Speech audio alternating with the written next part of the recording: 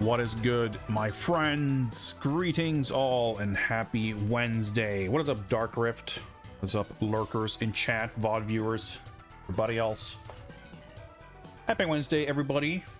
Hope you're as excited as I am to put the last N64 game of the challenge behind us. We are, of course, continuing and hopefully concluding our quest to play through and complete 007 The World Is Not Enough for the Nintendo 64. We had a good stream on Monday. I was about to say Wednesday. That's today. On Monday, we made surprisingly rapid progress through the second half of the game. And we did like one attempt on the third to last level. It was like, well, we're kind of wrapping up the stream, but let's take a look at this level. We're not going to beat it, but let's just do some scouting for next time to, you know, like improve the odds that we can actually clear the last couple of levels for the final stream. And then I just beat the level. So I will say this. The level of challenge, the difficulty curve of The World Is Not Enough is spectacularly uneven. One could argue that that's a similarity, something that the game shares with GoldenEye. But I think in GoldenEye, it's still a little bit more of a linear progression. It's not fully straight linear, and I don't think that's necessarily the ideal either. But The World Is Not Enough, I felt, had a pretty rough patch in the kind of middle of the game, or just kind of, you know, in the first half, but not in the immediate start, where there's a handful of levels back to back with like awkward stealth stuff and confusing objectives and just stressful, not very fun, awkward levels. And then ones that just took a good number of attempts, and then after that, like, stuff just becoming weirdly easier. I mean, I guess it kind of comes down to some degree anyway, the levels that are more straightforward, you know, move forward and shoot dudes kind of levels. Because it's really mostly the weird, well, I was going to say puzzly objectives. It's not necessarily that. The levels that do have kind of adventure-y sort of bits to them are generally quite straightforward. At the very least, none of that stuff is generally gonna like cause you to fail, but it's more when it's about stealth or having to do things a certain way, or elaborately kind of open levels that it's not really clear how you're meant to traverse them without, you know, getting into trouble, and compounded with open-ended, like geographically open levels where enemies can snipe you from a mile away and you're kind of just awkwardly having to shoot them at distance where your gunfire is less effective than theirs. But I don't know, I mean, once we made the adaptation of changing control schemes, that was like the game changer, because I was really struggling at the beginning when I was playing with the default controls, and once I switched things around, yeah, jumping became more awkward, and crouching becomes less of a thing. But it turns out that being able to aim and smoothly aim independently of moving was a lot more important. So maybe my mental picture of the game's difficulty curve is a little bit off, or at least self-inflicted, because we started off with the ambition to complete the game on Secret Agent difficulty, the medium difficulty. And I felt pretty optimistic after having completed GoldenEye, kind of having an idea of how I wanted to approach it, figuring like, all right, let's just do levels on Agent first to get, you know, lay of the land and figure things out, and then we'll step it up to Secret Agent for each level. Because that's not what I did for GoldenEye, but it's realistically what I should have done. It is kind of what I ended up doing for the last couple of levels, and it was a much better experience, and I think frankly probably how the game should be played. So I figured, you know, if I just have that approach from the start, things should be a little easier. And then I don't know if it's, you know, what it's down to exactly, whether it's a lot of it to do with the aiming controls or what have you, but I was having a lot of trouble with the first couple of stages. Like, I barely even remember level 1, but it was like a very short level, so it wasn't that big of a deal. But level 2 was, I mean, we were stuck there for a while, and I was really anxious, like, wow, holy shit, how is this game even gonna go? And I think we eventually cleared level 2 on Secret Agent, but somewhere around there I was feeling very demoralized and figured that, like, man, I think we're just gonna have to do this game on Agent. And we cleared like 4 or 5 levels on Agent, and then on the second stream I had the idea to, like, all right, let's try this other control scheme that's closer to how I was playing GoldenEye, and it turned out that that worked a lot better. And I actually went back and we did the first couple of stages on Secret Agent, and we kind of breezed through them, frankly.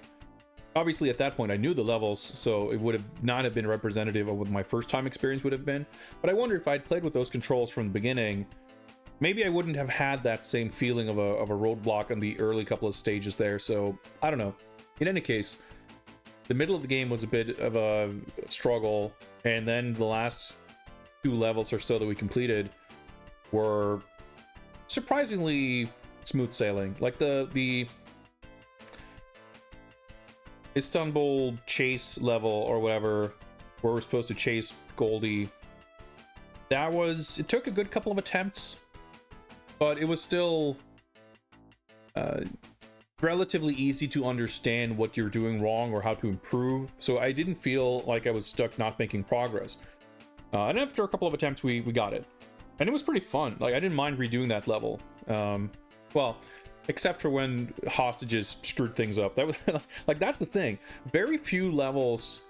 You know, I have had situations where I've been killed in combat and you know, fail the level because of that, but in the grand scheme of things, that's not usually what ends up, you know, causing the mission failure.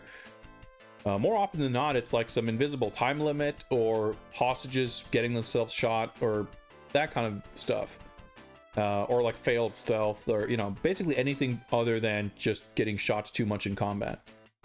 So when the levels are based primarily on combat, like, then yeah, then it's fine. Like, it's usually easier. And that the last level that we did, where you have to rescue M,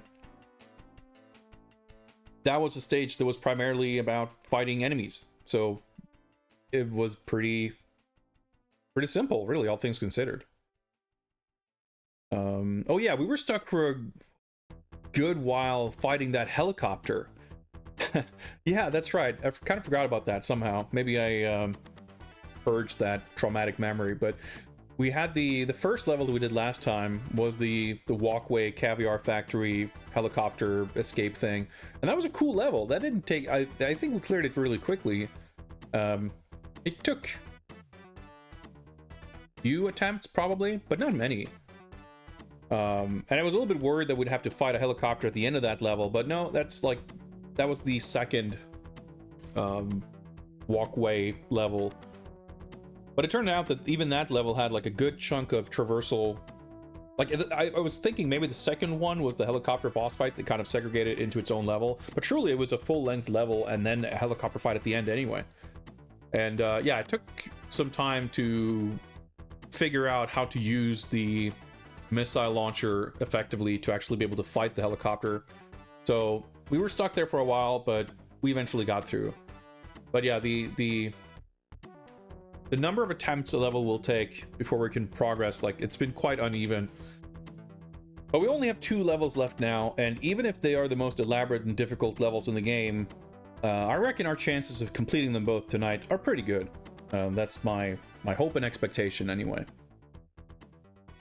Well, what else is there to be said? I'm not sure. At the end of the day, the last stream was very successful. We made good progress, better than I expected, I would say. So I feel pretty primed to just kind of blast through this last 2 stages and give our kind of final thoughts and assessment on this game.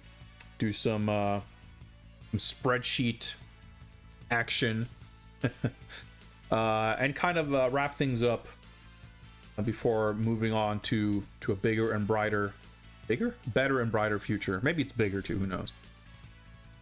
So let's get the show on the road, shall we? Hop on over to the Bond scene. Get my cables untangled here. Let me hydrate.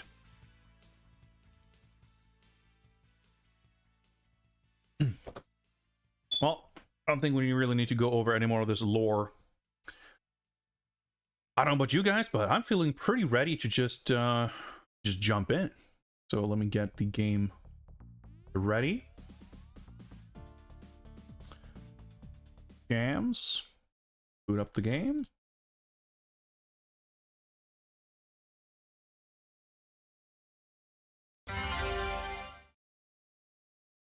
Get ready to start the timer also. That's up on screen and everything. Yep, it's good.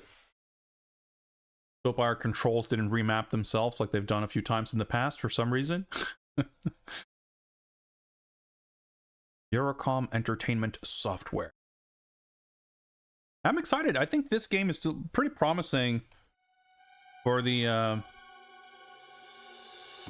future of Eurocom Bond games. That's the future as of the year 2000, not maybe the future as of 2023.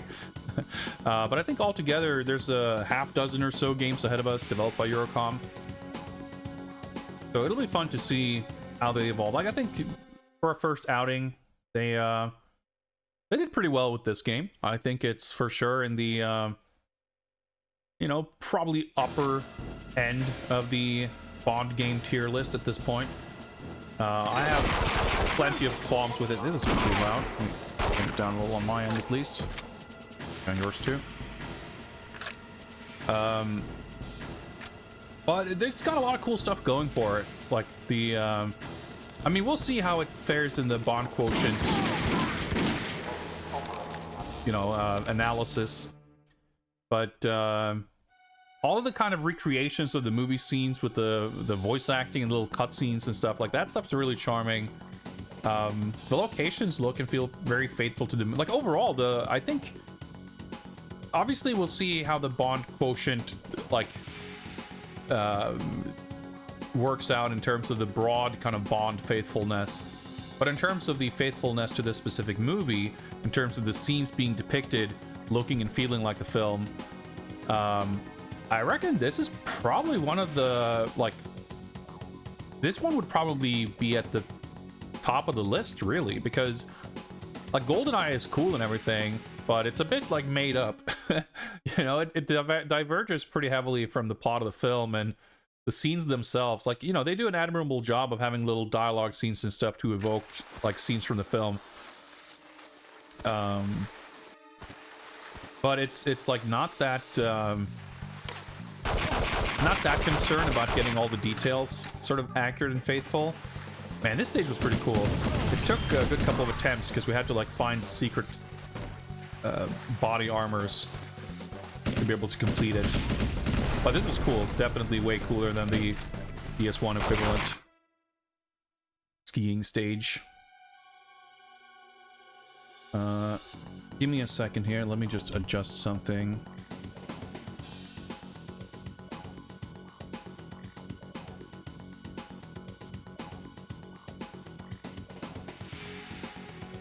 That's okay.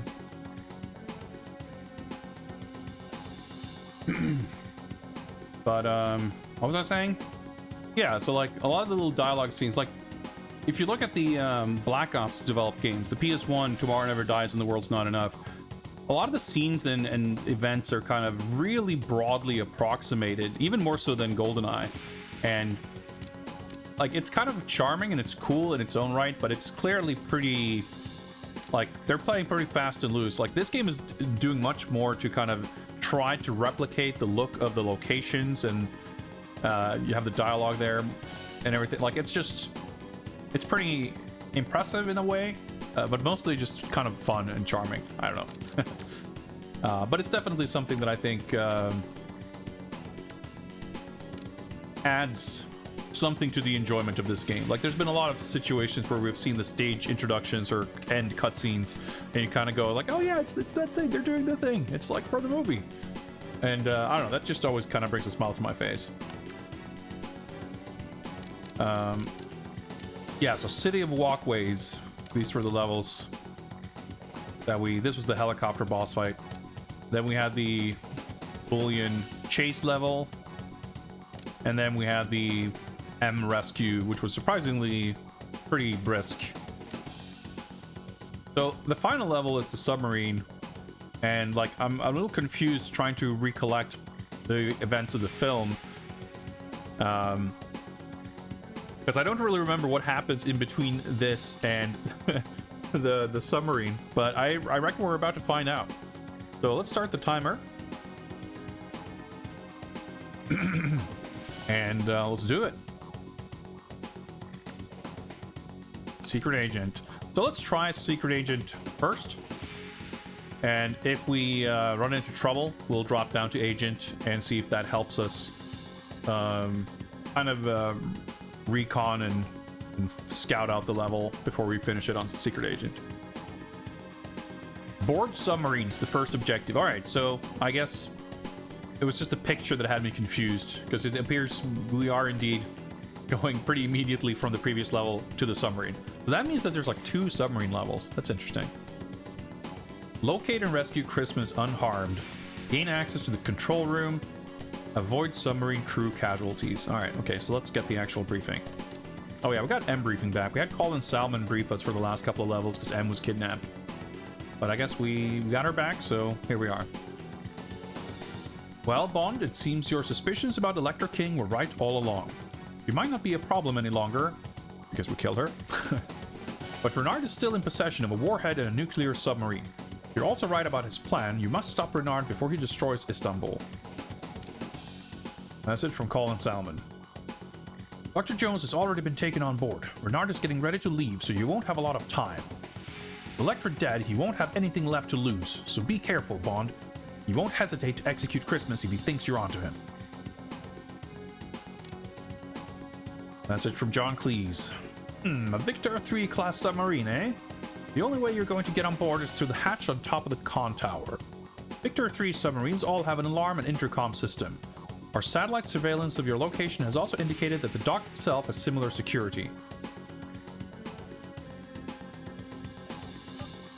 You'll need to make sure no one gets a chance to raise the alarm or it'll all be over. Of course, you can disable the alarms using the laser we thoughtfully fitted in your wristwatch. Ah, neat. So this is probably going to be a bit like that Davidov airstrip level, where there's a bunch of alarm boxes that the enemies can run to and raise the alarm. Like, I don't think it's going to be an instant mission fail. I mean, maybe. Well, actually, there's no objective about it. Because in the airstrip level, I think we kind of fucked up and did most of the level with the alarm blaring and enemies seeing us from 2 miles away, but we still did it somehow. So, that's not necessarily a complete death sentence. But I'm not enthused about it, you know? Alright, what kind of surveillance we got? Renard. Renard is planning to take the stolen sub out to sea and trigger a catastrophic meltdown which will kill millions. It is up to you to stop him before it's too late. Christmas has been taken captive and is in mortal danger on board Renard's sub. Find her, free her, and get her to a safe place as quickly as possible. Alright. So avoid alarms being triggered. Well, we'll just start and we'll see what this level looks like.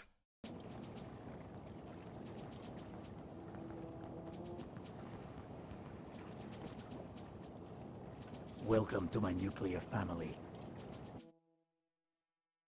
Oh boy. Load screens.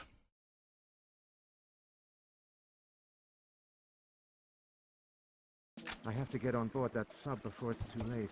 Alright, so we're literally right there. It is within...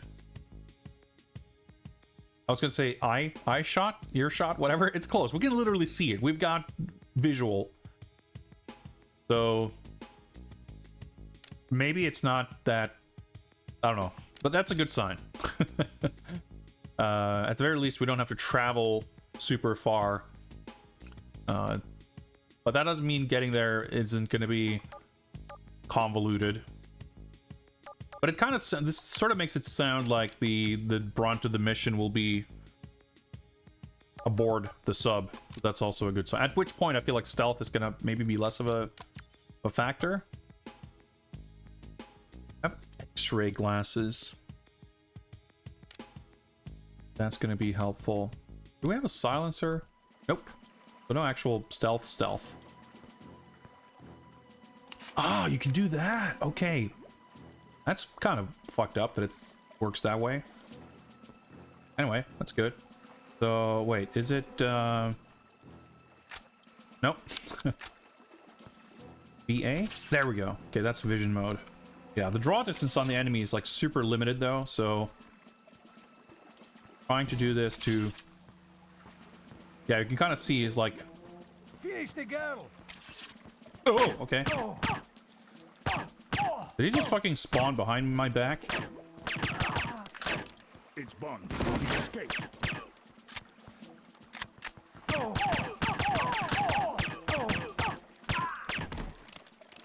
Jesus.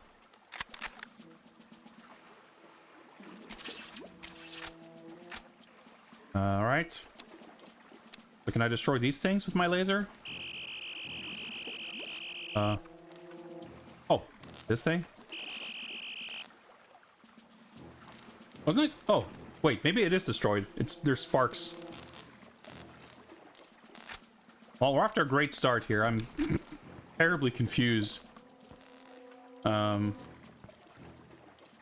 there a guy standing here that's... I mean, I guess probably...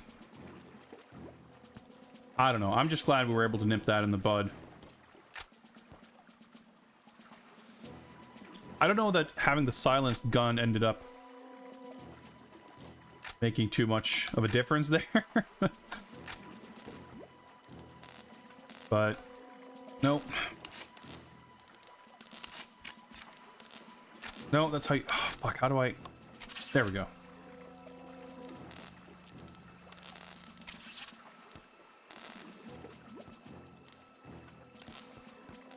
Quick look over here first. Oh yeah, there might be a time limit. I reckon there's probably nothing over here. Well, now we know. Oh wait, hang on.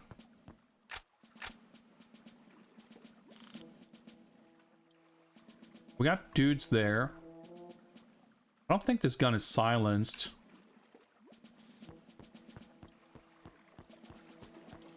And it's bolt action, so it's not going to fire very quickly.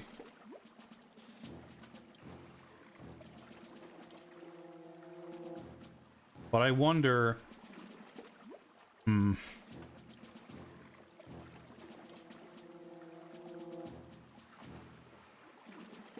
let's see what happens. Oh, it is silenced. Okay, that's probably good.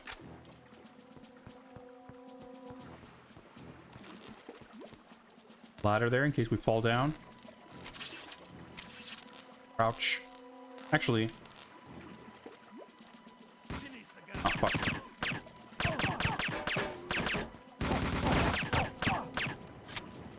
No, I didn't swap weapons. Don't reload. Can I do that?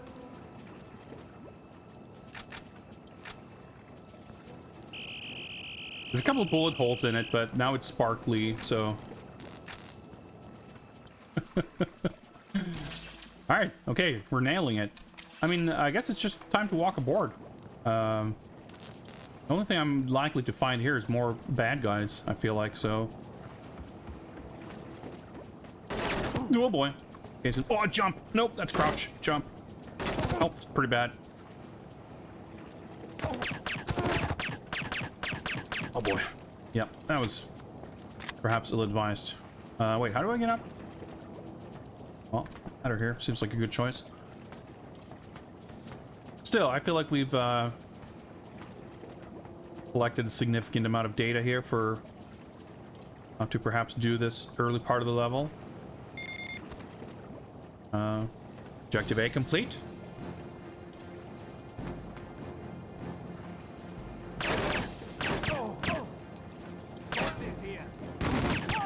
Yeah, okay. Just reload this while I'm on a ladder. Okay. Jump off. Okay, yep. Oh, it's just him. Okay.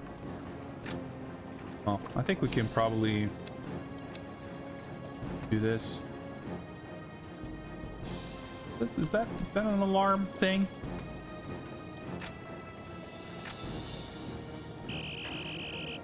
Just do that to be safe, I guess.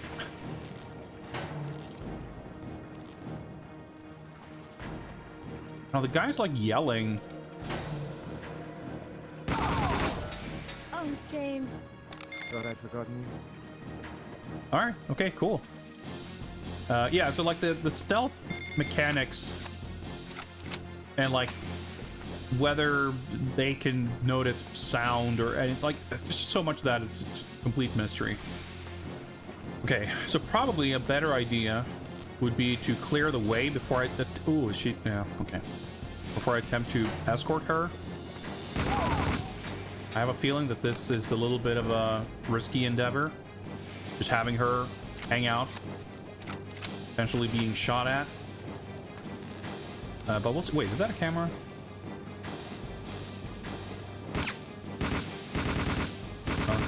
I guess not. Well, whatever it is, it's not destructible. It's Bond. He's escaped. Oh, shit. Oh, that's great. Yep. Okay. Okay, but let's, Oh, fuck. It just... Oh, shit. Okay. It doesn't usually do that. It usually lets me keep playing. And have to manually restart. Oh, well. So I don't know what's up with this whole mine room thing. Which submarine crew casualties? Well, I just hope we'll be able to tell the difference between the evil terrorists and the submarine crew. But man, the thing that worries me now is figuring out whether I just was completely super lucky early on here. But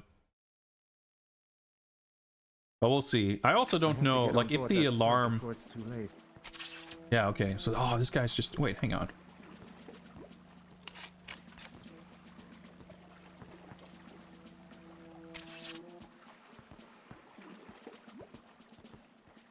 I could swear I was, like, discovered from behind. Nope, I guess not.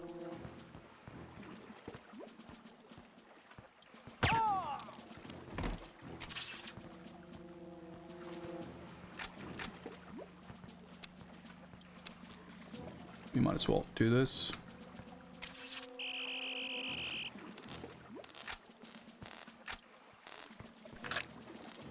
I don't know. It like spawned some dude who had a sniper rifle. I don't even know where I got it. Oh.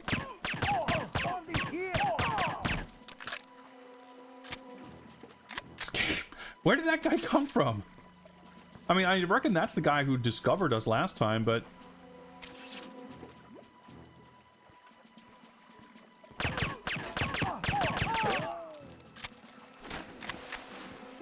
Oh, he fell into the water. That's sick. Those guys have detected me yet? Okay. Alright.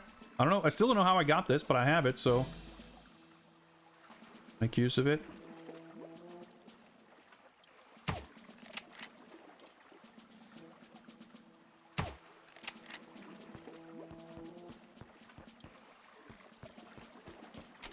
Probably not gonna see... Oh yeah, there's a dude like right here, yeah. There are more people here. Caused some amount of trouble. This guy.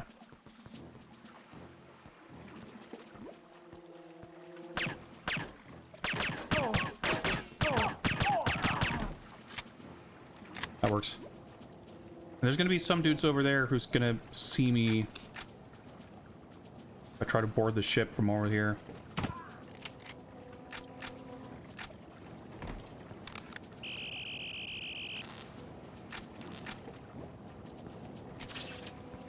Really gonna help. Maybe there's some other objective with some stuff to do over here on 00 Agent. Doubt this is gonna much of a difference, but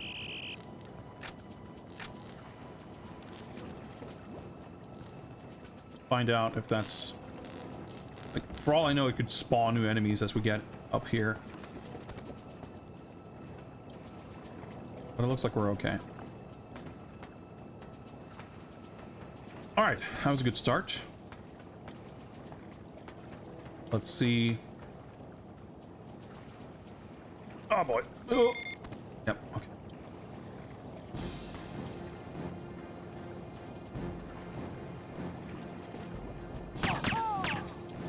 Alright, good. I'm glad I was able to lock onto his head, given that it's like the only part of it that was visible.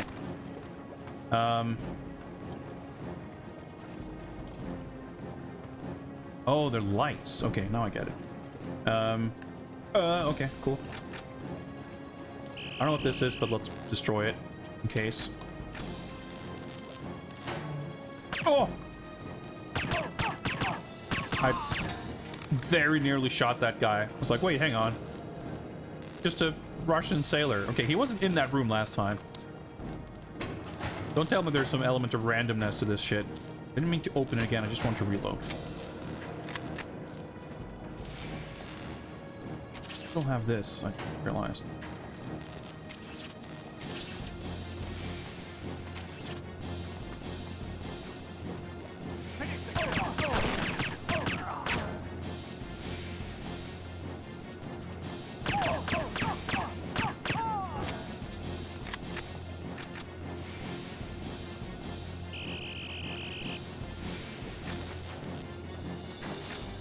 Oh man, this is a bit stressful.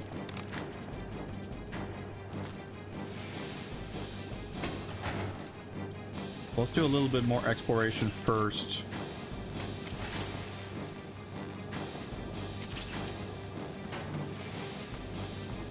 Okay. It's kind of cool.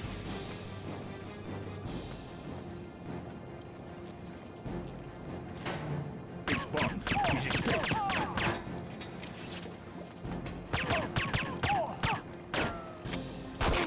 Okay. As long as he shoots at me and not the hostage. Oh, I wonder if... Well, I was gonna say, do these guys disappear once I'm escorting Dr. Jones? Like, I don't know that that makes any sense, but could be the case.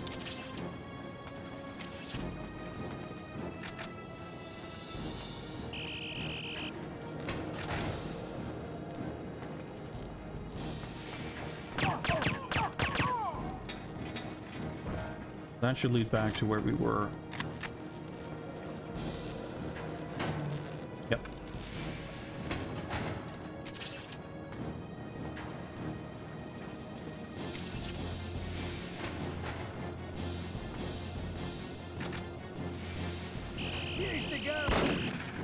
Fuck. Whoops. Oh boy. That's great. Oh fuck. Okay. I didn't mean to reload. I'm gonna die. Okay, let's just restart.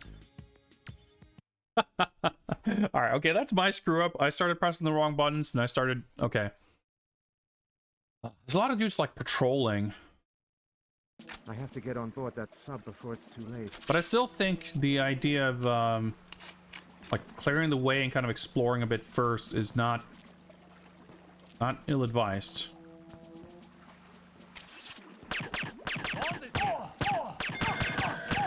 Oh fuck. Okay. So if the alarm, okay. Granted, the stealth section was very short, but it is in fact imperative that the alarm not get raised. I have to get on board that sub before it's too late. The thing is, I was trying to see if I could go a little bit faster here, because most of the other attempts I had to kind of wait for a bit for things to kind of line up in an advantageous way.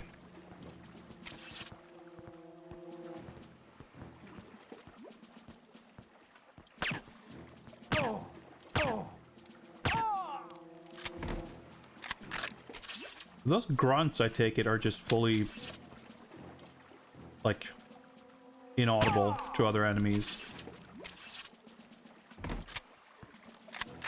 I don't know if they see dead bodies or not. Kind of doesn't seem like it. I mean, obviously the dead bodies just legit disappear also, but...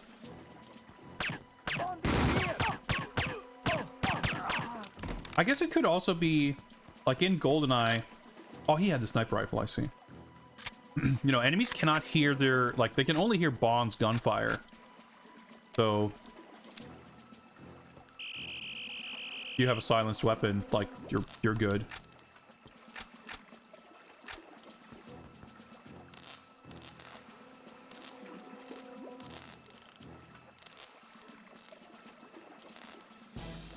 Awkward.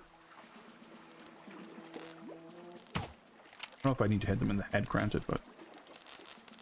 Well, that guy looks ready. Not ready enough.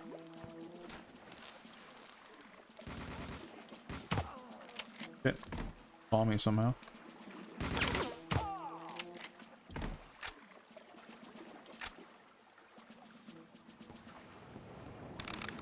Oh, let's hope he doesn't run to the... Okay, fuck it. Hypothetically, the other guy could have been running towards the other alarm thing.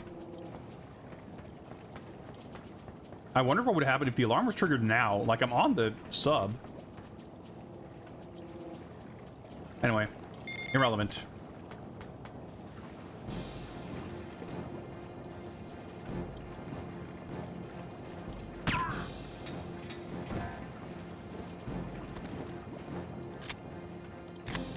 I wonder... I guess now that we know that the alarm place like comes into play with regards to boarding the sub. Oh yeah, there's no dude here now.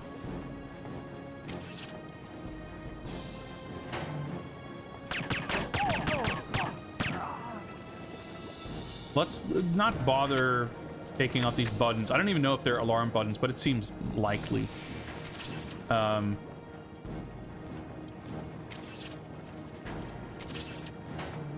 To advance a little faster.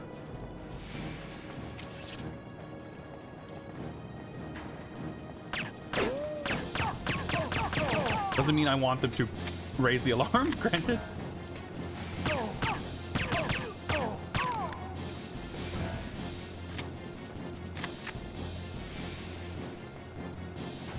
Now what?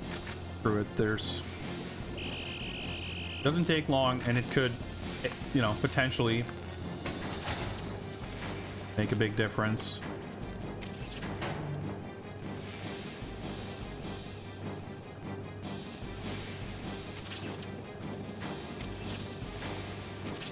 I'm not even sure if I've seen what's that room.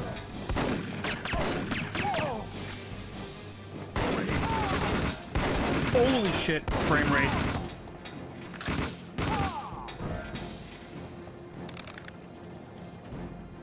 A red pixel, but it was just that button. Okay. Now the alarm works. Oh, maybe she'll get killed now. Well, let's go back. Oh, this is gonna be fucking annoying. I can't see shit.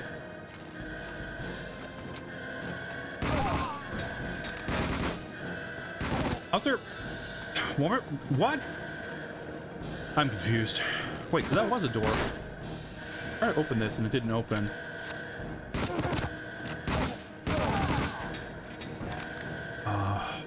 Okay, maximum confusion.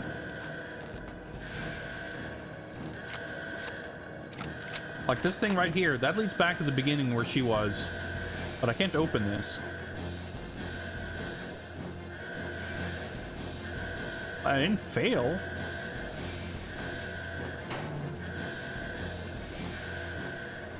Like these doors still open. Yeah, I had a sinking feeling that maybe that first attempt... Right, unactivate this? I can. Okay. That my first attempt would be my most successful. Okay, yeah, so this just closes during alarm. Okay. So interestingly, if I break the alarm switch, it also cannot be used to deactivate the alarm. So that's like kind of a potential liability. Man, I got shot pretty badly there. Holy crap! They got reinforcements, I guess. Thought I'd forgotten you. That guy survived, but I pretty much didn't. But if we can get her where she needs to go, that could be the end of the level. Yeah, maybe I'll try to run ahead a little bit. Oh yeah, so this door would close too. It's got all that hazard stripes on it. I don't know what a mine room is. That was pretty fucking scary. Maybe I also don't want to lose sight of her. She'll start fucking running around. Who knows where. But yeah, you definitely can't really trust that rooms you have cleared will stay cleared. And there's a dude there. Probably doesn't... Yeah, that looks like somewhere we want to go. And I'll wait till he gets closer so I can... Is that the same guy I saw? Wonder. Yeah, the view distance on the enemies in particular is really short.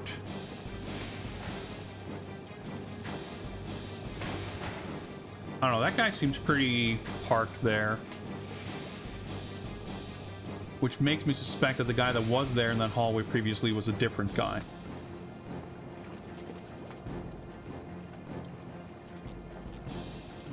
Like, there could be a dude in there, too. Maybe he's right in front of us, just slightly outside of the draw distance. Cannot rule it out. Fuck it.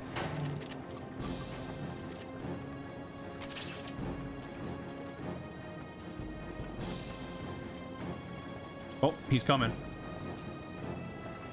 Oh, fuck, back up.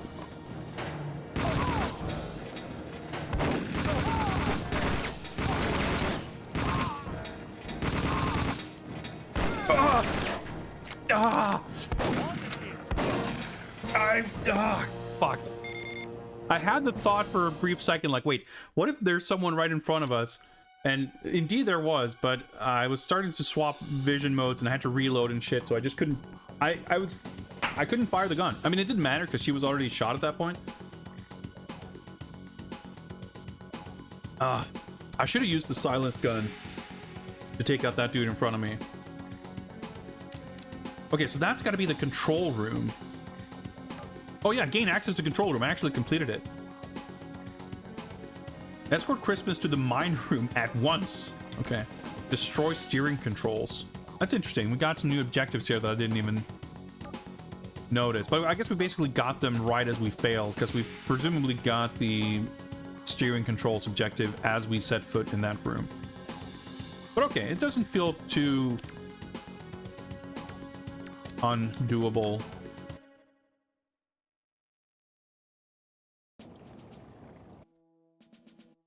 It's just a little annoying that we have to do the lengthy full menu cutscene restart.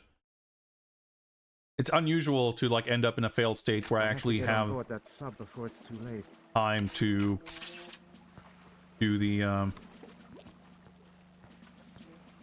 quick menu restart.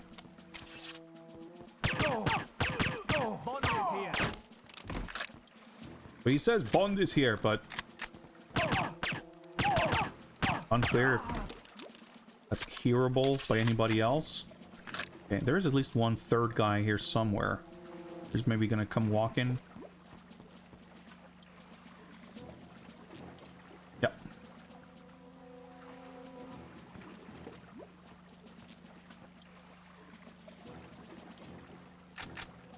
Oh, yes. Oops.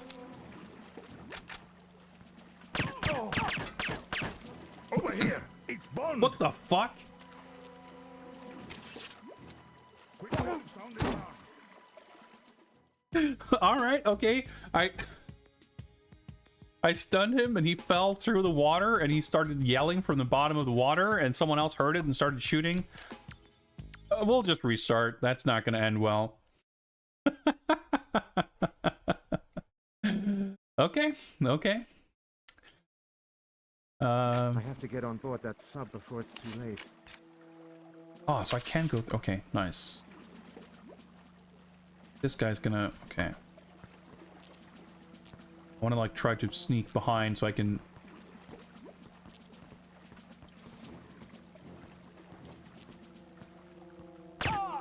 do that.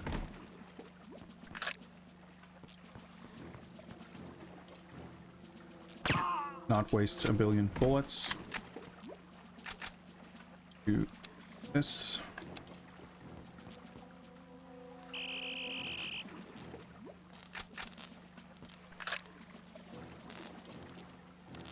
Maybe wait for that guy to get into a better position. So we don't get a repeat of what just happened. Whatever just happened.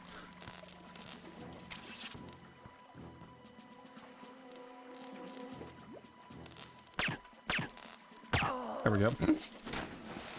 Pretty cool that they're like magnetized to falling into the water. They're like close enough, I guess. So I were able to shoot a dude without him dying in one hit. Oh, that's not great. That's in fact really bad. Maybe I need to snipe them from slightly further away. Oh boy.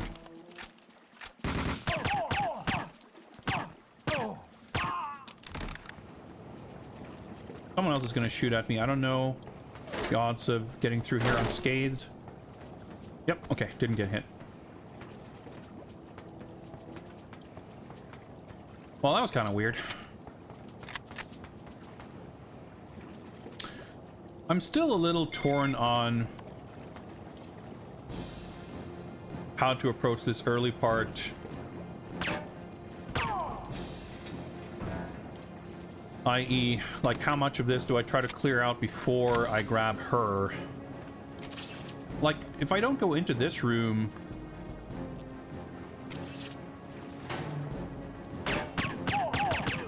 would this guy ever be a factor? I mean, if the alarm's activated, I guess probably yes. But at that point, I would kind of expect the more enemies to spawn anyway. Like, there were three dudes in here last time. And maybe that was because the alarm had gone off before. Maybe it was some kind of random thing. Who the heck knows? There's no hostage here now either. Finish the girl.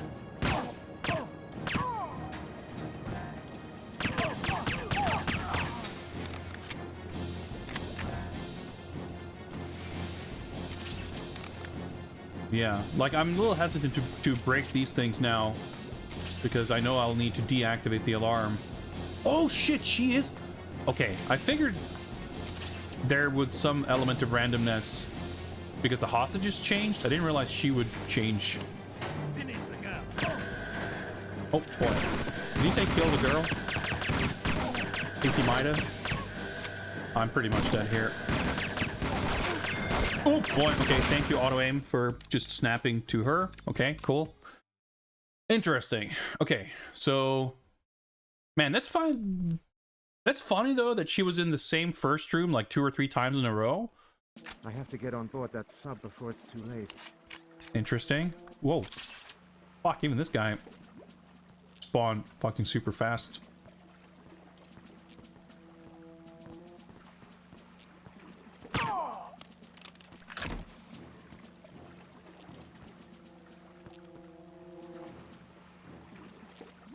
Yeah, what the heck's up with this?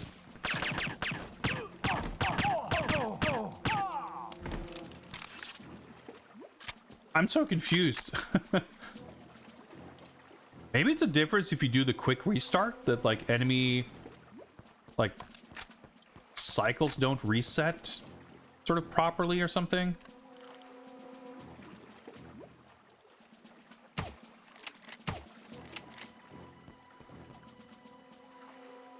Yeah, so this guy didn't notice me now.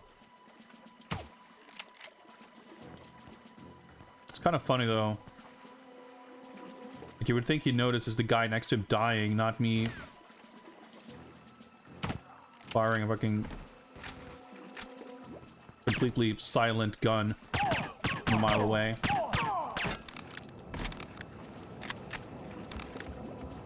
Anyway, we're off to a rough start last time, getting barrel exploded on us anyway, so I reckon that's a better start. We're not at full health though.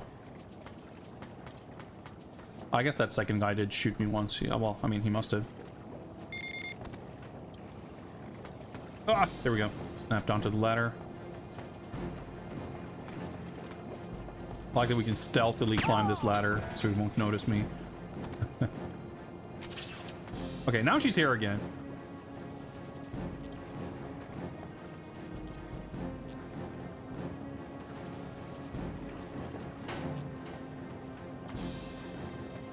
Finish the gun. Okay, it would go the other way. I didn't like quite notice me.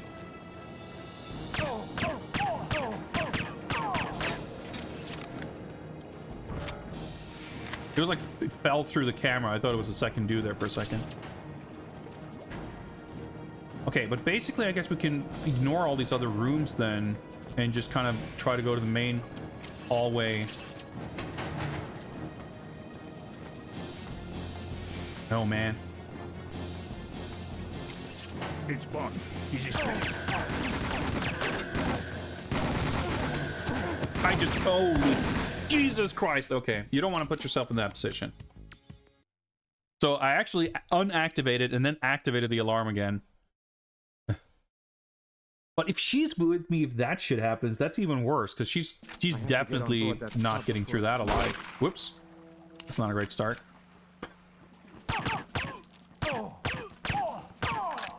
Works, I guess. You know what? That's not gonna work. I'm getting real sloppy. I'm impatient. I just want to finish the game. What's up, Noob? I have to get on board that sub before it's too late. But frankly, everything I've seen so far appears to indicate that taking the slow and cautious approach, if I can silently, like, take everybody out,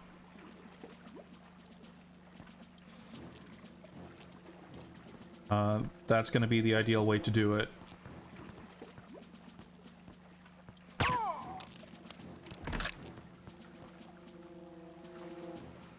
Windows, please. Okay, there we go. My computer just saw fit to throw some other Windows on top of the emulator. Okay, so he survived that fall again. Oh. Well, hopefully we won't have to worry about him.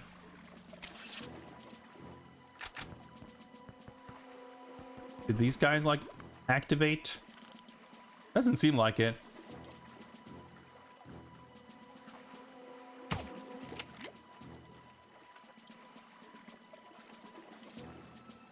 A little funky that the shell casing goes flying when I pull the trigger, when this is supposed to be a bolt action rifle.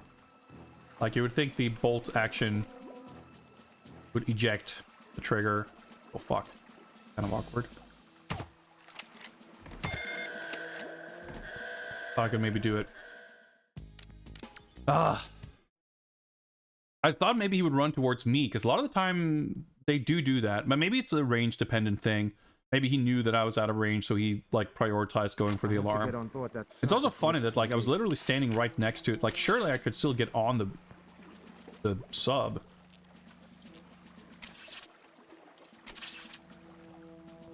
Oh, he's already here.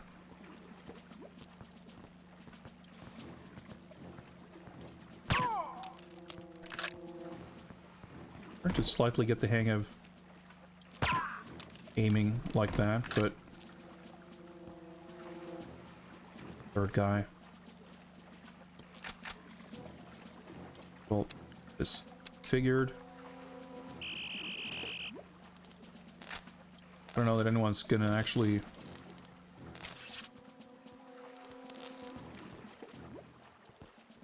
pull that alarm at this point. Oh, there he is.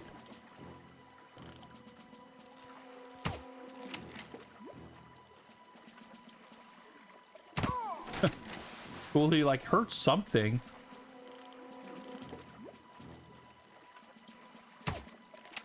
Hopefully we can still get... Whoop, shit. Oh boy, swimming mechanics. There's a ladder here somewhere. Oh, it's right. Dude, fucking barely visible. Maybe I could just find a ladder up to the sub. I mean, probably not, but be convenient.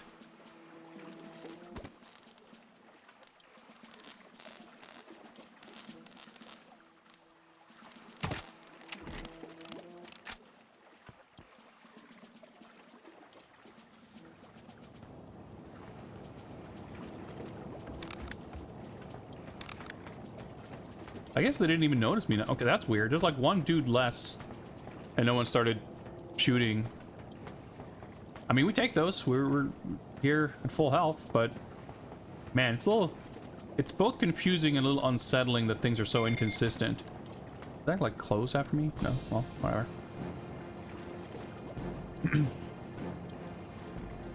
How does it measure up to GoldenEye and more importantly, Perfect Dark? Well, I've never played Perfect Dark, so I have no opinion on that.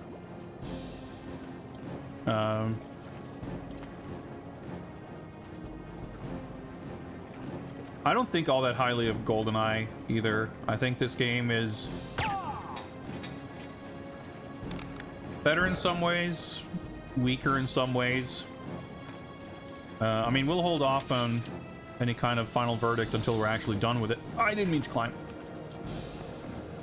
I think there was a hostage in there. Yeah, or a crew member.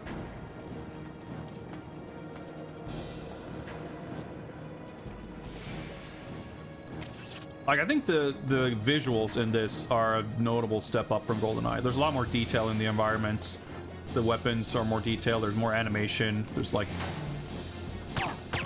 I like the characters just look way better. I don't think the frame rates... Like, it's not like this looks better at the cost of performance. I don't think this runs any worse than GoldenEye. Some of the missions are a little obtuse, but that's true for both games. Oh, she's right there. Interesting.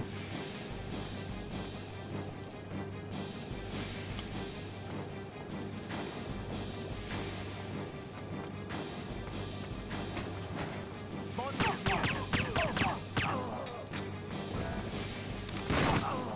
James. Thought I'd forgotten you.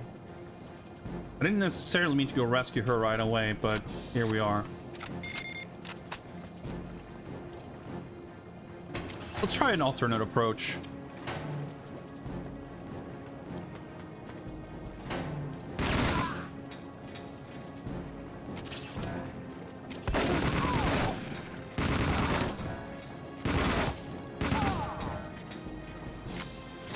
Okay. The route seemed superior. Okay, so this is like the second section. Ooh, window there. Quickly! Quickly what?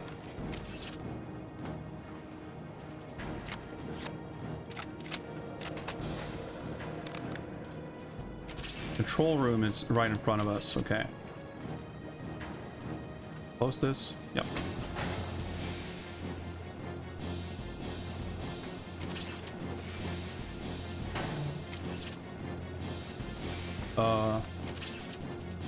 I see.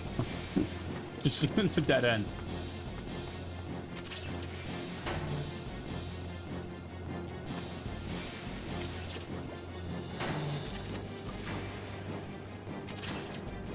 There's gonna be a dude like in front of us, yeah, but using a more powerful weapon, I can take out those guys faster.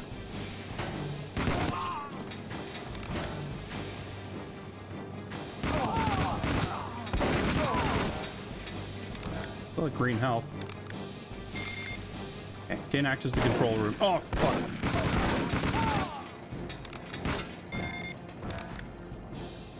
Roy steer. Is that are these steering controls?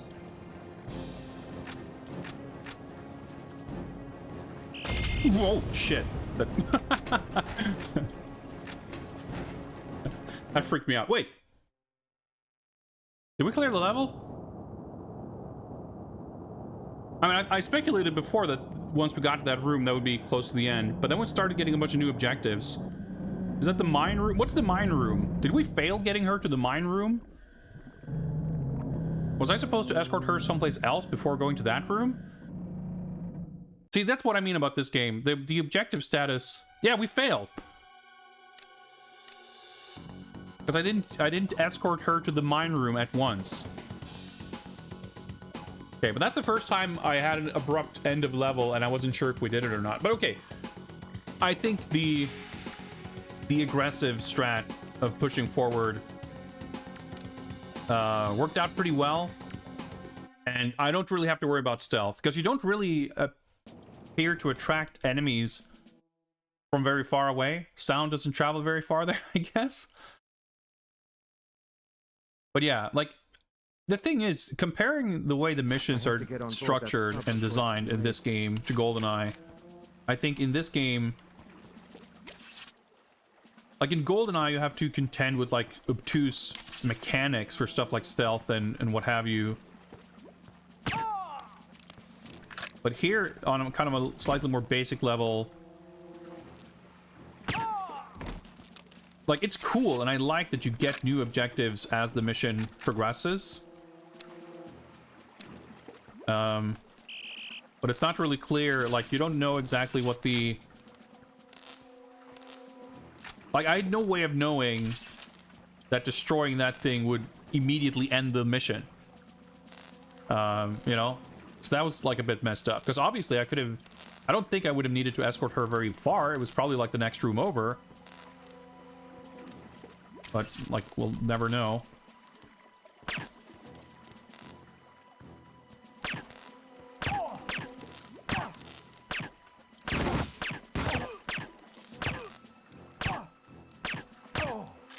Hard to practice my aiming.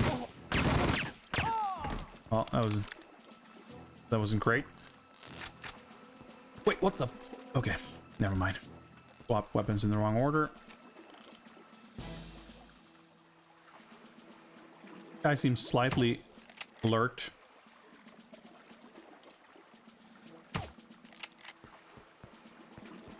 Oh well. You don't want both these guys there. Now I don't know where the other guy went.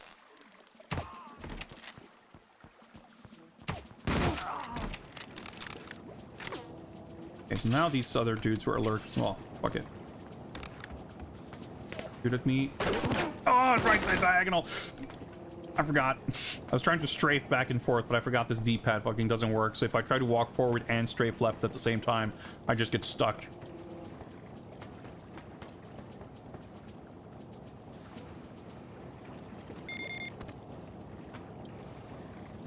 Okay.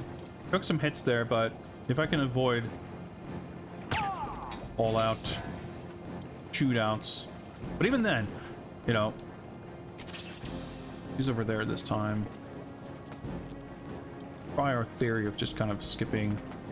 Grab her right away.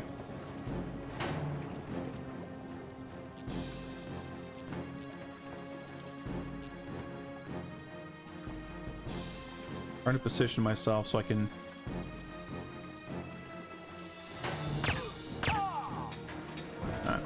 Oh, James. Thought I'd forgotten you. If we use this weapon, we can kill dudes pretty quickly. See how that will work. Ah, she keeps like... Ah, the way NPCs push you around, it's... I'm sure it doesn't quite come across on camera, but... It's Bond. There's a third guy there. Okay.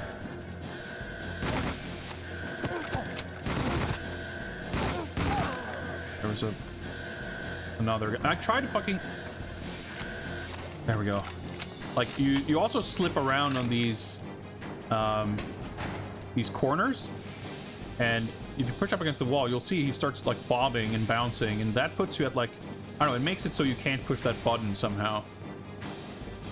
Yeah, but basically the NPCs, like, they have a collision volume clearly, right? I can't walk through her, but if she tries to walk up to me, like, she can sometimes push up against me and literally push me out of the way. And yeah, that can be a little bit of a nuisance.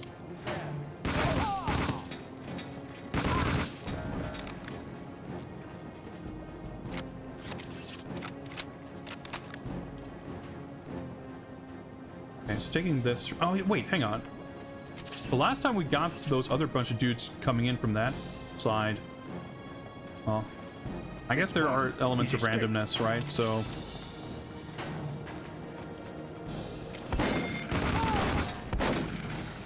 Oh, okay. Let's restart.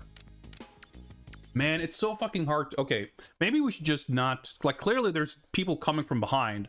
And if they see her, they just shoot and kill her instantly, which is what happened now. I have to get on board that sub before it's too late. So maybe you just want to push ahead quickly.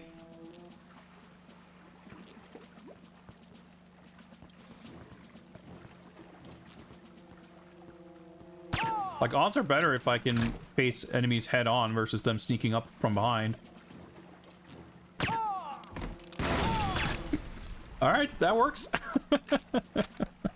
He just blew himself up. Yeah, this is completely pointless at this point, but whatever.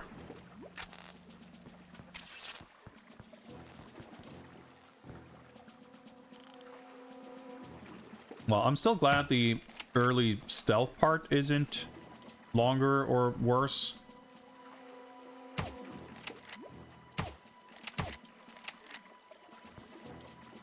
But I guess it's slightly a bit of a moot point because you end up essentially having to do stealth on the sub. Oh boy. But at least it's not an instant fail if the alarm goes off. Man, it's a little troublesome because I don't necessarily feel like I'm getting closer to having a solid plan of attack.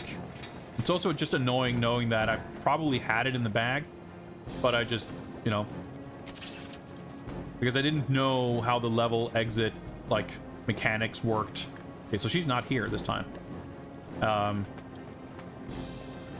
I just fucked it up. Not here either.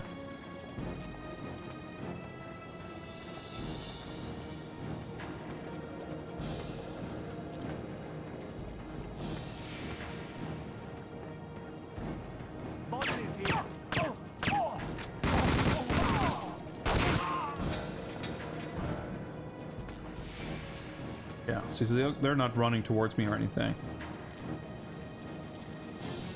Ah, see, like, start bouncing around because you're like, physics can't handle placing you firmly on floor. And you're standing on this awkward.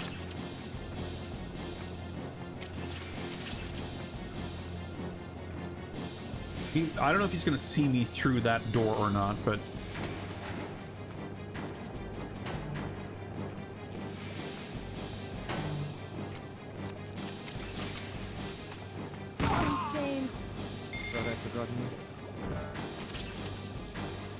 It's Bond. He's escaped.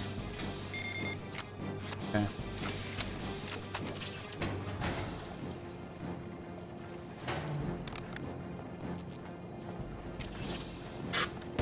Sound the alarm.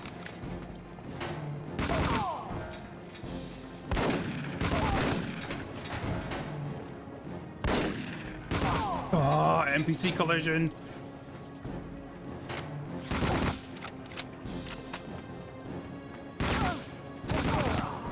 Okay, she survived. Oh, where's she? Okay. Push me around. We seem to be in an okay state right now.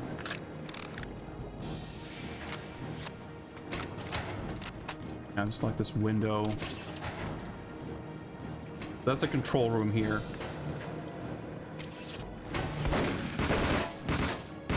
I'm hitting the door.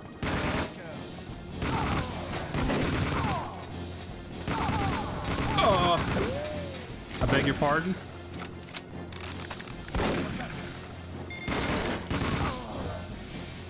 Okay, let's see if I can figure out where I'm supposed to get her. Stop blocking the doorway. Oh my. Wow. Stuff is slightly annoying, one might say. Oh, this looks like something.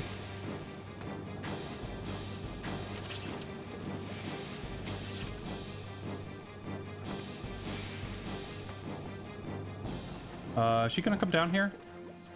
Stay here. I have to disable the submarine. Okay. Okay, I'll wait here. Okay. Just check.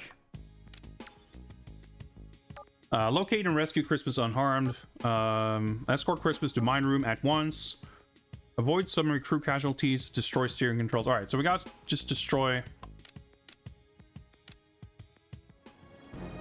Should have enough health that even if we have some encounters, we'll be okay. Is it in here? Nope.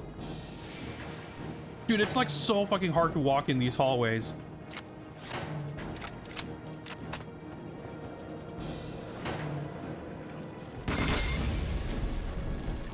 Should be it.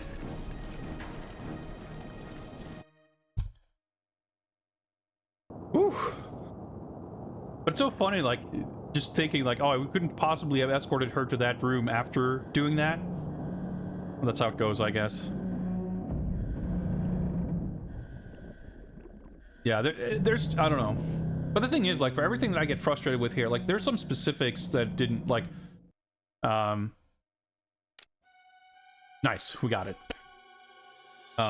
You don't really have that particular issue with the NPCs in GoldenEye, but anytime you have to, like, escort someone or rescue hostages, like, there's a lot of the same annoyances.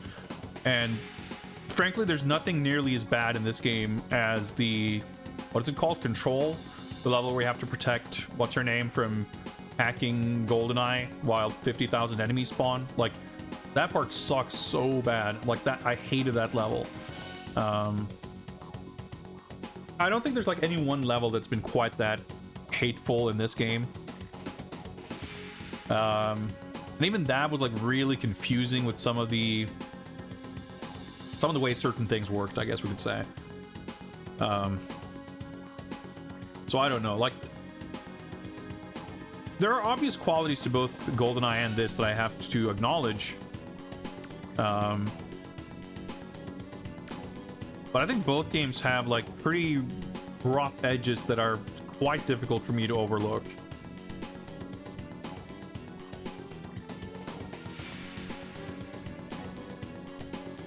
I think in both games, I've often had such a troubled understanding of what the game asks of me that whenever I clear a stage, as you kind of saw now, you suddenly trigger the end cutscene and you go, wait, what? Did I do it? What happened? Did I complete the level? And you just have to wait for the briefing screen for the game to tell you that, yeah, indeed, you did do what you're supposed to do. And you're like, oh, okay, well, I'm glad that shit's over with. Like, you don't really have a clear enough understanding of what you're supposed to do until you've seen it done, that you can comfortably, like, gauge whether you're on good pace or on track to actually do it. Anyway, I just noticed that my timer froze again. Fucking live split. There's always something. So let's see if we can anyone help me deduce how long ago it froze? And what time we should be on? Let's see if we can let's, oh yeah, try this.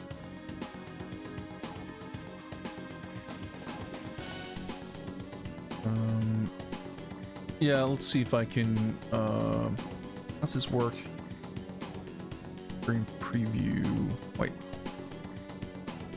Go player. Fucking hell.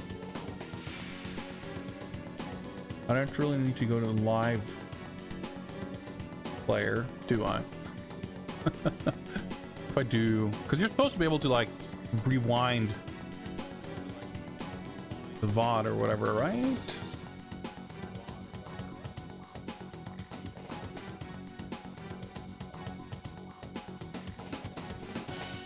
Think so? Yeah, here we go.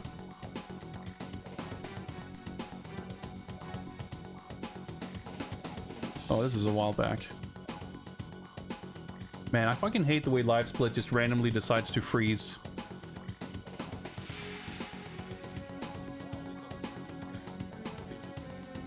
So that's at about an hour 7. So that's 23 minutes or so. Oh yeah, I'll have to do this.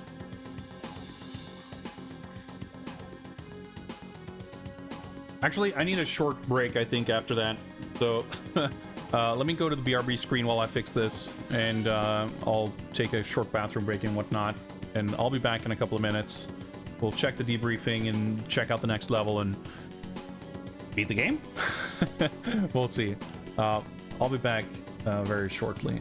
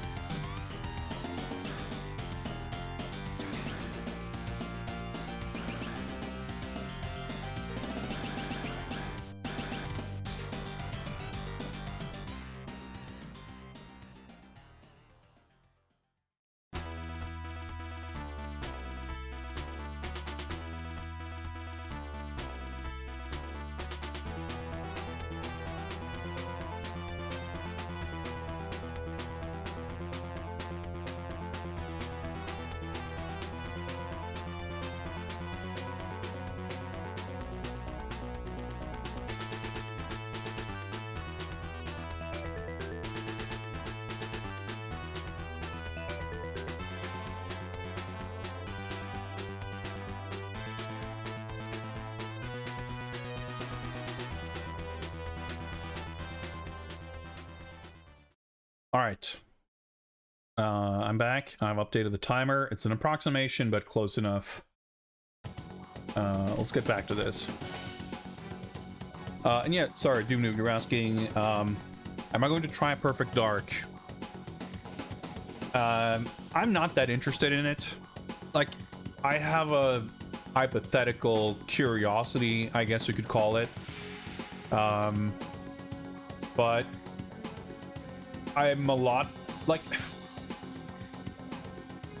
less interested in it than GoldenEye, which isn't to say that I'm that interested in either of them for the like merits of the game themselves. Like, it's just GoldenEye, I played it when it was, you know, current, and I thought it was interesting and sort of neat, but I didn't really care for it. The multiplayer didn't do anything for me because I was playing, like, I'd been playing PC FPSs for years at that point, and I was playing Quake online, you know, so compared to that, GoldenEye was not that exciting or interesting or revelatory. But at least I have a connection to it. At least it's something that, like, my interest in playing GoldenEye was one of those things where, well, I have this vague idea of what the game is like, but I've never played it through from beginning to end. I haven't played it since the 90s. So yeah, I'm interested to play GoldenEye and see what I think of it. But Perfect Dark, I don't have that strong of a interest in it to begin with, and I don't have that kind of... I certainly don't feel compelled or excited to play it, on, you know, because of it being a good game. Exactly. But I also don't have that kind of academic interest to, like... Not that I specifically have no interest in playing it, it just doesn't... There's nothing more interesting about Perfect Dark than 500 other games I would have a hypothetical interest in not so much even in playing, but an interest in having played it in order to form an educated opinion on it. On some level, I guess I would be... Like, if I was playing GoldenEye, or sorry, Perfect Dark, I'd be playing the Xbox version for sure, because you know, I know that I would have a better time if I can control it better, even if it doesn't run like shit. But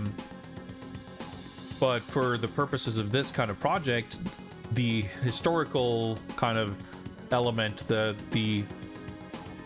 it's important to me when we're chronicling the history of James Bond games, for example, that each game is as faithfully reproduced and experienced as possible. And there's definitely issues with both this and GoldenEye in terms of the controls, as we talked about last time. Like, I'm playing on emulator, I'm playing with a USB controller, I have to have things configured in Windows, I have to have things configured in the emulator.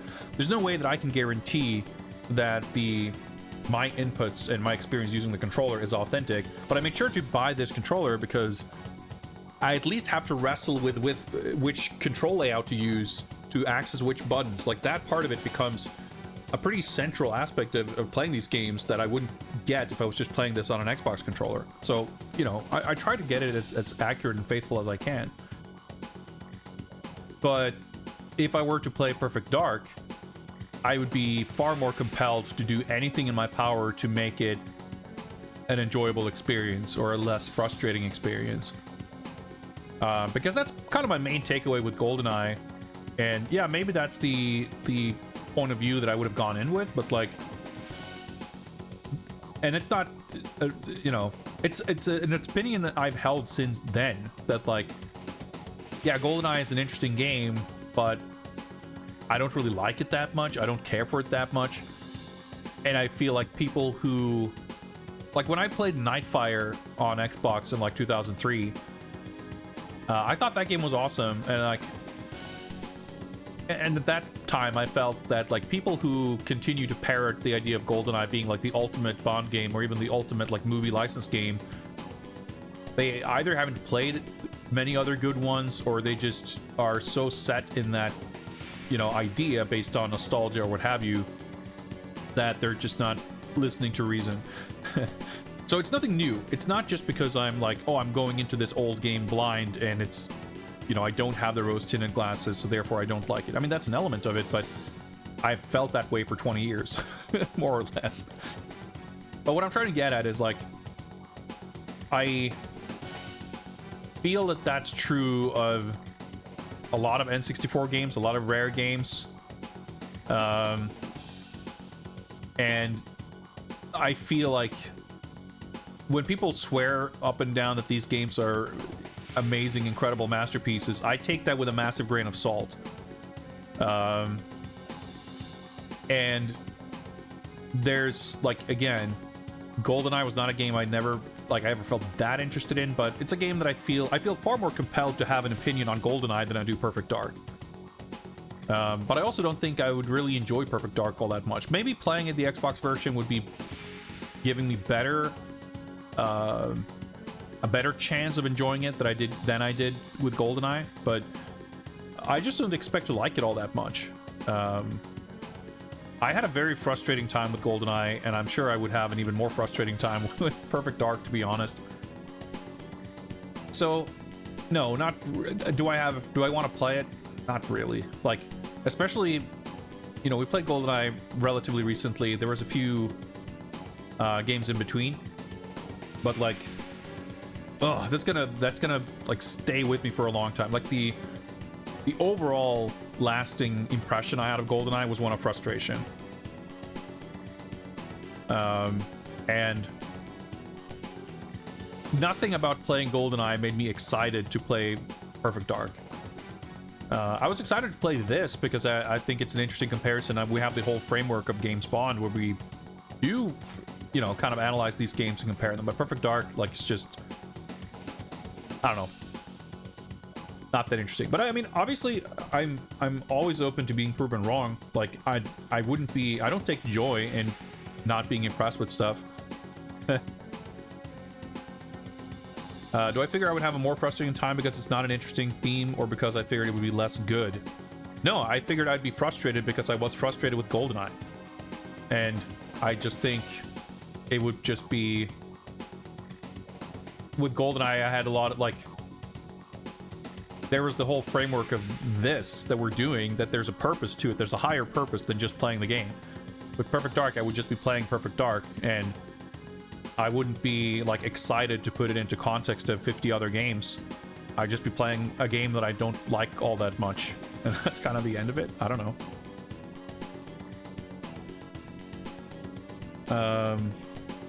No, we played GoldenEye. Yeah, that was like 2 or 3 games ago.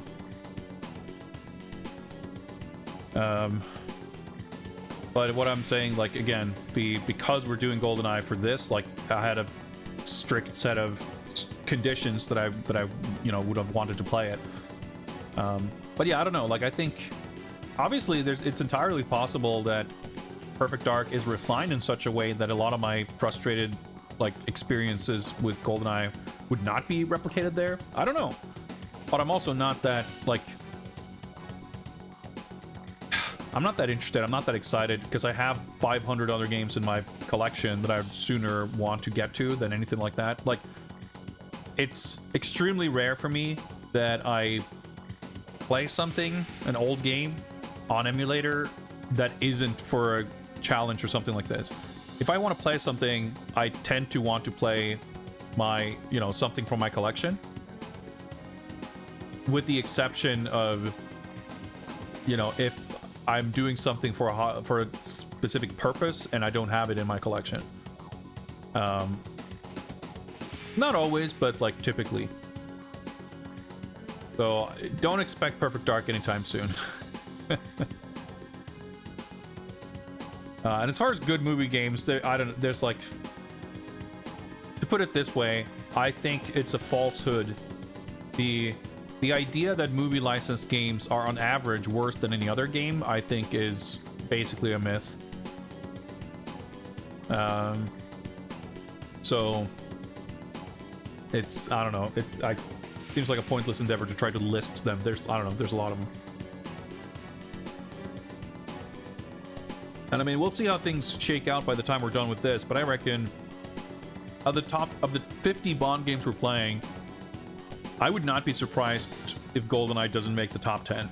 Like, we'll see that once we're done with all of them, but, like, there's... I'm not, you know, judging anyone who happens to like it. Obviously, I there's no such thing as an objective review or ranking or anything, right? I ranked all the Batman games based on my experiences and what I'm looking for in a game and what I find exciting and frustrating and whatever. And I'm sure there's a lot of people who would not agree with that list at all. But that's just how it goes, right? I can only judge them for what I find interesting and exciting and important. And if something is frustrating or annoying or terrible, like it's very subjective what impact that will have in overshadowing another aspect. Yeah, there will be highly sophisticated ranking of all sorts by the time we're complete with it, like we're done with everything. We're charting the bond quotient for each game as we finish them, and we will rank that for sure. And that's not so much of like, that's not a qualitative statement. It's just like we'll have a list for that. But we're also gonna rank them, and I haven't quite worked out all the science yet. My intention is that we will use multiple metrics in order to do it as scientifically as possible. So the bond quotient will be taking into account. It will obviously, given that each game will have a score, that you could be compiling that into one list, a separate list. But my intention is to, at the end, have one definitive ranking, which will take all of the individual kind of ranking metrics into account. But what those metrics are and how we will measure them, that is to be determined. But I mean, we got a long way to go still. This is mission 21 out of 50. Plus a handful of secret extra bonus missions, right? So there's going to be... We've done 4 of them, and there's an unknown number of them still to do. So we'll be well past 50 games at the end of this. And I said that when this started last year, I said I wasn't expecting to finish in 2023. And I don't know if we'll finish in 2024, to be perfectly frank. We'll see. We'll see. But speaking of finishing, I want to finish this game tonight. So let's finally move on. Let's start the timer and hope it won't act out too much this time. I'm pretty sure I did save, but let's just be extra sure. It's pretty funny. This picture is like indistinguishable from the grayed out thumbnail because the levels that are unavailable to select have like a blue tint to them, but this is just a submarine that's underwater, so it's still blue. All right, final mission. I will say this, by the way, comparing this and GoldenEye, I think GoldenEye ended up at like 20 hours or something. So we're not done with this yet, but I'd say it's like roughly half the time, very roughly. So I think that's not just because GoldenEye is like a longer game. I think for sure we were stuck more. But that game also had a lot of levels where just combat was like difficult. I don't know, it was a very difficult game, I think. This game is like less straight up difficult, but more confusing, maybe. Anyway, enter the reactor chamber, eliminate Renard, protect Christmas. That sounds simple. This might, like, I'm just kind of hoping that it's just a final boss fight. I don't know, the final level in the PS1 game was pretty elaborate, but I still think we cleared it pretty quickly. But there was a whole thing where you had to use your like hazmat suit to go through this irradiated room, and then you had this weird, I don't know, there's a whole thing. So let's see how this goes. Well, M's keeping it short and sweet. There's no time to waste, Bond. Find Renard and stop him at all costs. About Colin Salmon. Remember, if Renard inserts that plutonium rod into the sub's reactor, it will trigger a nuclear meltdown. You can't let that happen. Yep, well, we're on board for that. Hey, what's up, Cody? You're here just in time for the final level. It's all up to you now. Well, I feel like it's been all up to me for quite some time, but I mean, it's not untrue. Message from John Cleese. Everything's gone topsy-turvy, hmm? Well, the grapple in your watch should help you get around without too much difficulty. Keep an eye out for places you can properly attach it. Ugh, boy. Gonna be one of those stages, huh? Since the core temperature is rising, Renard must already be in the reactor room. You won't have much time before it reaches meltdown point. Oh, and remember, the guns don't work underwater. Ugh, I'm gonna have to do swimming? I guess I should have seen it coming, because there were swimming mechanics in the previous level when I fell off the dock. I'm guessing we'll see Bernard here, not much else. Oh, Christmas Jones is still around, yeah. Crashing the sub has not been enough to stop Bernard from continuing with his insane scheme. You will have to finish the job in person, Bond. I feel like there should have been a comma there, but fine. Make sure Christmas gets off the sub with you. Okay. Escape sequence. Yeah, I reckon gotta find our way to the reactor chamber. Maybe we fist fight Renard, because that's kind of what it's like in the movie, right? There's not like a shootout or anything. They climb around these things because the sub is like vertical at that point because it's crashed, right? So they climb these contraptions and sort of stomp around each other. Then I think Renard, he gets like impaled on this pipe or tube, whatever, that shoots out, which actually did happen in the PS1 game. And there's something, I think there's like Bond and Christmas Jones get like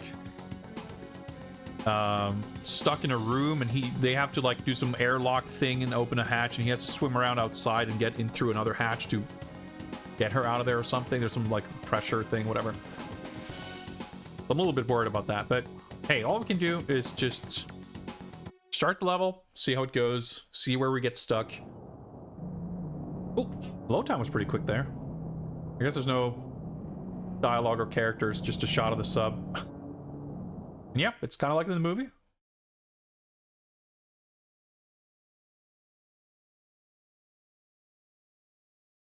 Guns don't work underwater. Okay, let's quickly... New here, of course, but... have this.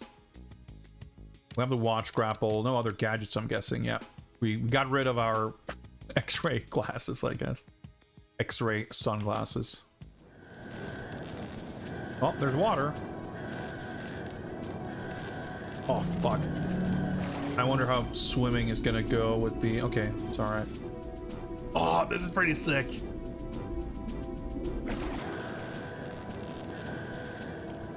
I have no fucking clue where to go, but... Oh, maybe down here? Little coffee mug. Oxygen meter. No air there, I guess. Oh, you... Fog.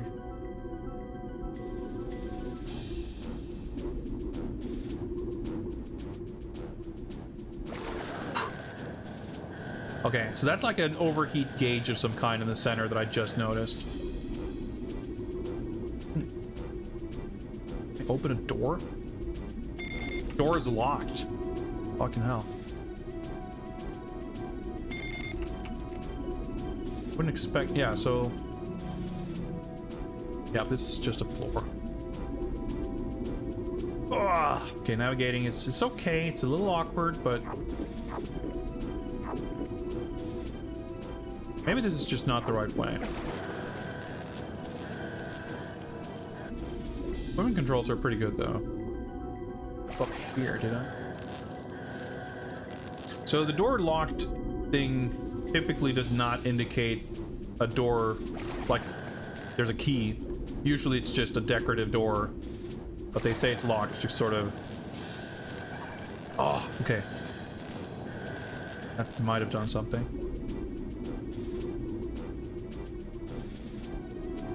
Sort of just sell the illusion that the real place that has doors.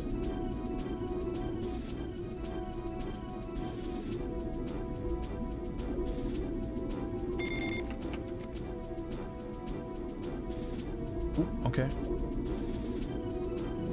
Guns don't work underwater. I'm gonna drown pretty soon. Wait, there are like things here. Can't touch those. Are there like pockets of air? Yeah, okay. Nope. Can I go up? At least oxygen appears to refill like essentially instantly. Fine, some sort. Can I just leave? Wait. Draw distance is so shit. Okay, cannot that or activate it or whatever. This is fairly stressful, I must admit.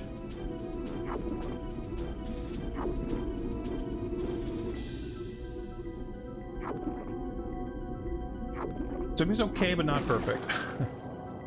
At least drowning. Okay, picked up a gun. You don't lose health super fast. Very uncomfortable to try and control. Well, multiple aspects to that with the three-pronged grip and everything. I have to use the C. Well, I don't have to use the C buttons, but I can use the C buttons to go straight up and down. I'm trying to use that to prove my. Okay, got stuck there. Like, frankly, the swimming controls are actually surprisingly good. It's just a little awkward. And I'm extra, like, stressed out. The time factor and not being able to see properly. So, because there was that one wheel, I'm worried that there's more stuff like that. Yeah, you turn like, oh, really slowly. I figured there'd be basically like a fucking maze level. Wait, where I came from, I think.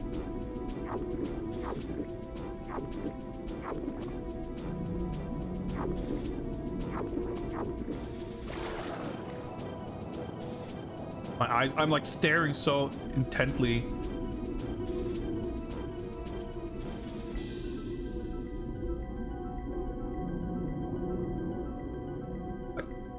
Yeah, this is a fucking maze. Really slowly. This looks like something. But I'm out of air.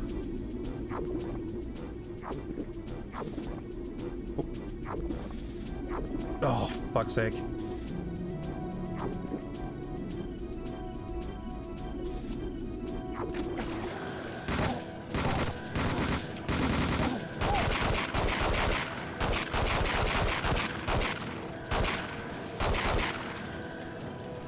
Okay, I'm not... Okay, there we go. I wasn't even holding in like a proper gun shooting aiming position. Is this just a fucking trap? Oh, body armor. Dude, I just realized I have fucking 1 pixel of health. Alright, well, good luck fucking ever figuring out how to get here again. Grappling hook.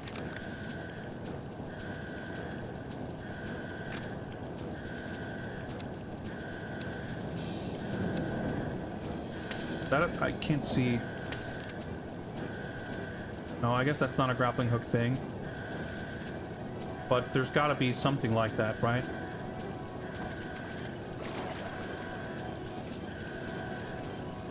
Water, current. Oh, yep, that's a grappling hook thing.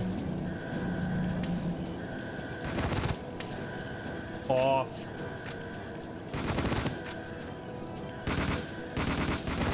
Dude, I don't know what's up with the water here. It's just making me slide around. Oh, okay.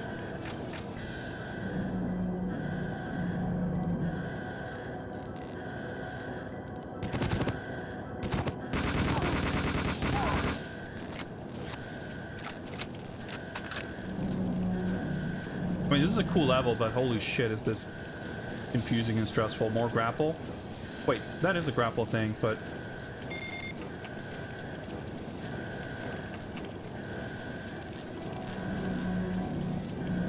I guess not meant to go here?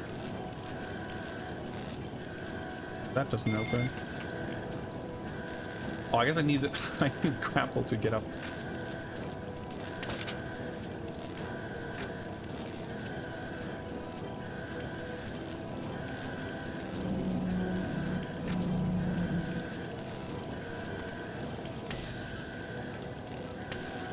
Patch. Oh, it's coming.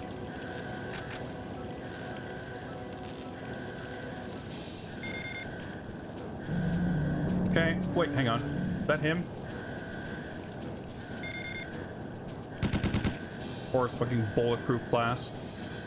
Stop the meltdown. Someone shot me. Oh, okay. This is a cool stage, but I don't know. I was like kind of able to intuit my way there. I need to just calm down for a second.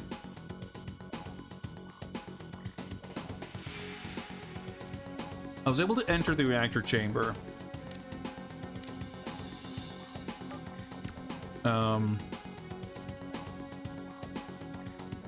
Trying to figure out, so the way I'm playing this game is I'm using the D-pad for movement, walking forward and backward and strafing, and I'm using the analog stick for aiming, turning, and looking up and down. That means I have to use C up to jump and C down to crouch, and that also means swimming up and down.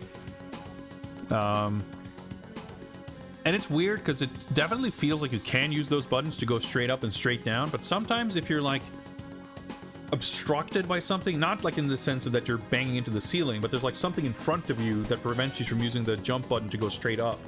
And you can always look up and down, and forward on the D-pad will always push you forward, you know, towards the camera. So if you look down, you will just, you know, if you press forward, you'll swim straight down. So it's intuitive, but you just kind of get stuck on geometry, it kind of feels like. And you turn pretty slow.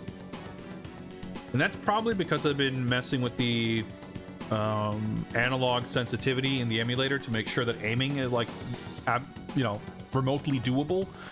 But maybe on a real N64, you would be able to turn a little bit faster, which might help. But I know to kind of watch out for air pockets a little bit more. I know that there was that wheel to turn to open that first door. And I guess by the time we got to the reactor room, there was no other room like that, or no other like door we had to open like that. So that might be okay. I don't know about protecting Christmas, stop the meltdown. Like we got to the reactor chamber, but then we died from something, and I don't know what killed us. I wasn't able to parse the room to see if there was anywhere else to go, or another opening or a door or something. Like we saw that little glass tunnel that he was inside. It seemed pretty clear that I wasn't meant to just shoot him from outside. I mean, I tried shooting, it didn't work, but it's like I didn't expect it to work. So presumably you're meant to find some way around inside there, but I couldn't even scout the room and figure out, like I didn't see any other exits other than the way I came. But obviously I didn't see everything because I got shot from somewhere. In any case, I feel pretty good about my ability to get there again. Now, I don't remember exactly where I got that body armor, but I think it was once we got to the room with the guys. So I just gotta kind of be aware that at some point I'm gonna pop out of the water and there's gonna be enemies there and I gotta be ready to shoot. But because I was kind of swimming and doing stuff, I didn't really like have, literally, I didn't have my finger on the trigger. So that got kind of awkward. At least I'd be a little bit more ready for it.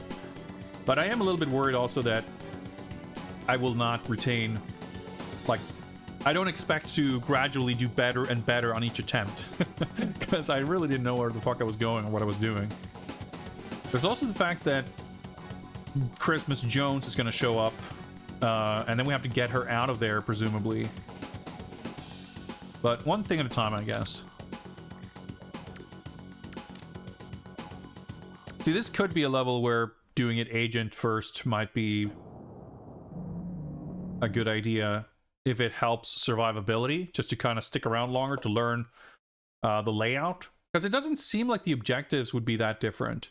Sometimes it's a bad idea to practice agent first because you just kind of, you lose out on objectives that you need to do. And if you don't have those objectives, like it becomes kind of a weird practice thing. Hang on, so where was the door wheel? I guess it wasn't here.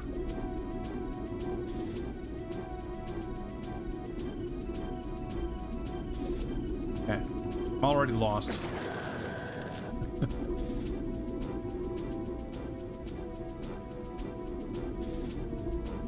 there an air pocket here? No. Okay. No. Oh, this is like the awkward part.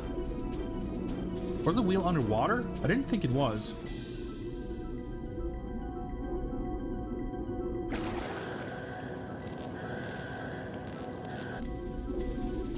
The first doors are down here, yeah. It looks like it's a path down, but it isn't. Oh no, wait, this is just... Wait, what the fuck? This is just open? I thought I opened it. So where the fuck was that? What was that wheel for then? Did I fucking mind trick myself into thinking there was a cool little mechanic of unlocking a door? Guess maybe I did.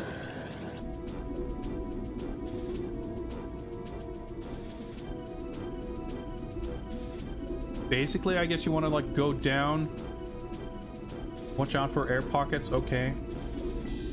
Didn't go here last time. Oh, I picked up. Wait, are we already here? Oh, okay. I was gonna say, is that where the dudes were? I'm trying to go up the... Okay, there we go. The wheel might have stopped a pipe from spraying steam. Could be, I guess. Didn't seem like the steam hurt me, though, but I could be wrong. Yep, guns don't work on... Did I just lose ammo? Yep.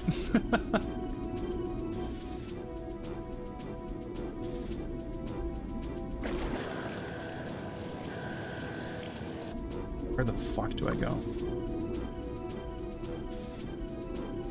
Not down there, maybe? This whole just a detour to get the gun?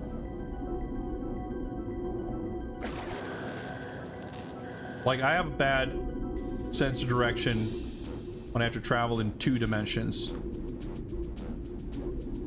Like, swim. Oh, okay, now we're back in this early room, I guess.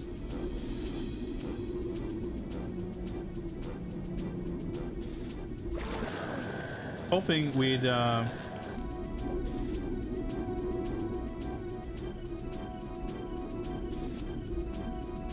advance a little faster. Wait.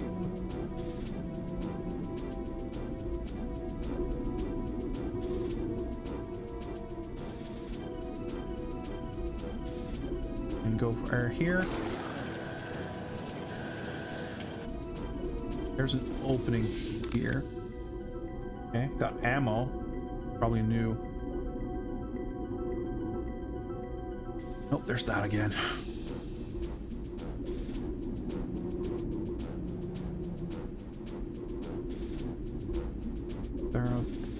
Yep. Go down here.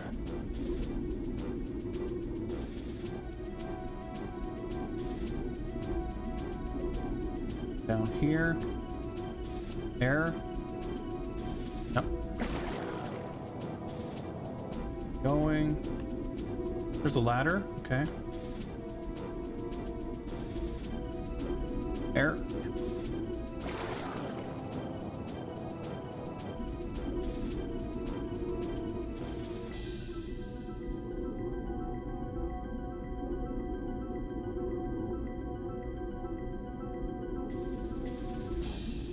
Okay.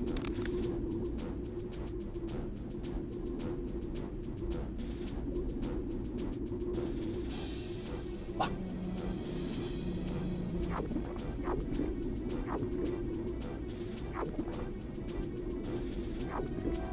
Definitely took a wrong turn. We didn't lose that much health. Not sure if this is backtracking.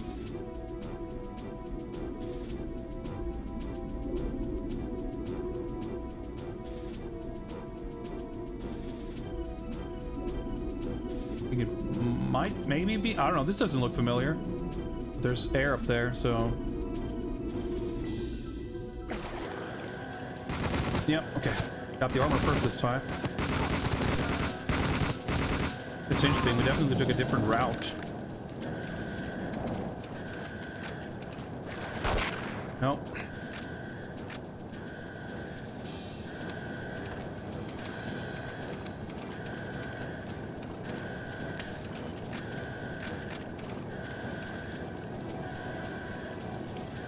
Going up, like, might get shot at from very confusing angles. Like that.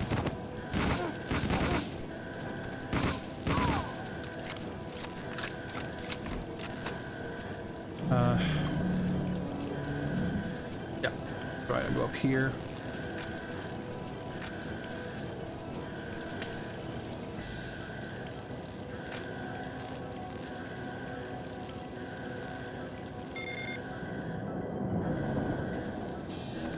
Okay, I see.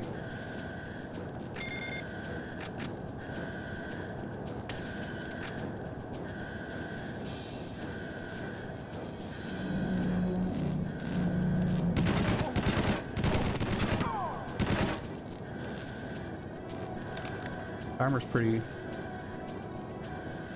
advanced.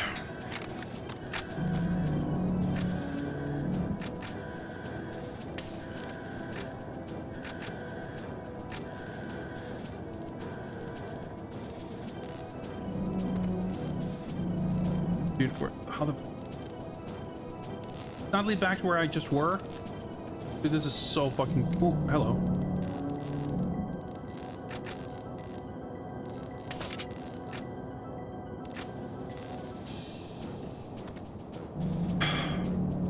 Okay.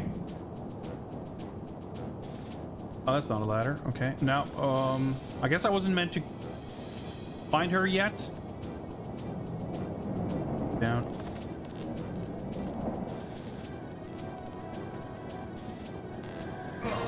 Oh, cool. I wasn't sure what the what the fall damage situation would be like, but I didn't think that would kill me. Okay, so given that the objectives here tend to be listed in order of discovery in the level, I must have done something wrong. I should not have left, like... Once I got to that room and we see Renard, I was expecting to, like, oh, okay, I see there's a hole in the ceiling here, so I guess I leave and, you know, come back around somehow. But that does not appear to be the case.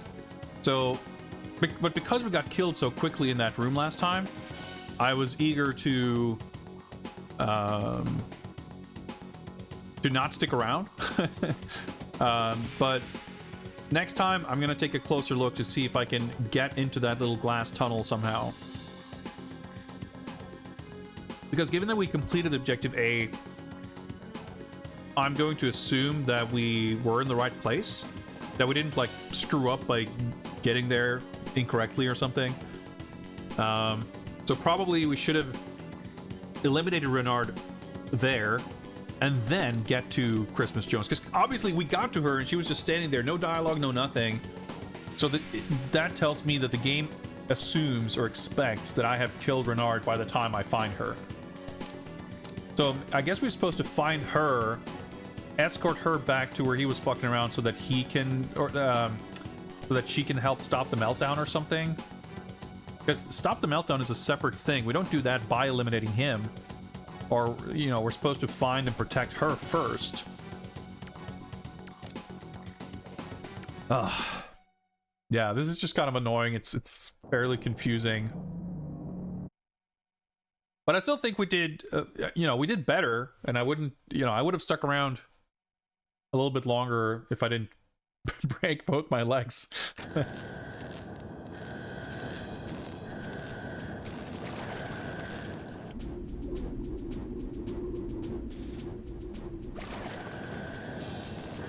Let's see if we can,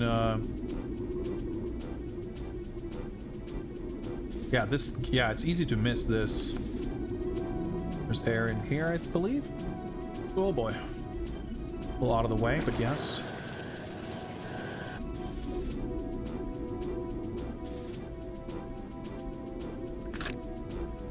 And got that. That's right, there's this part.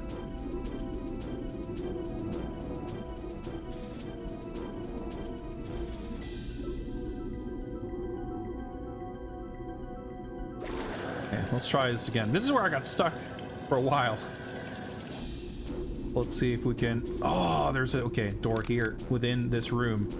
Yeah, I had to like loop around 3 times before I found that room last time. Or that door, I should say. I still don't know where that mystery wheel was that we turned that first time.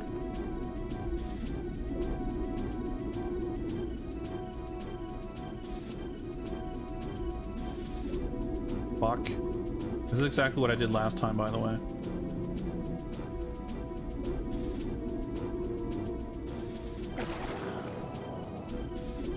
But yeah, I started getting a slightly better instinctive feeling for where to expect those little air pockets. Like, it's not that I memorized the layout, it's just like I know to look out for these little rooms to the side. Yeah, see, that's a great example of just getting stuck on geometry.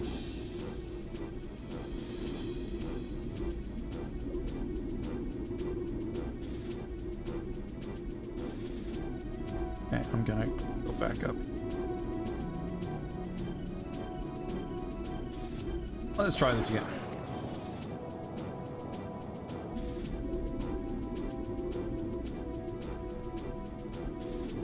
Oh, this is gonna lead to the pipe, isn't it? No, that's right. This way.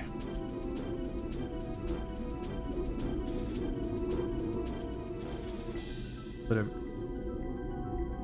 drowning here. Nope, not even.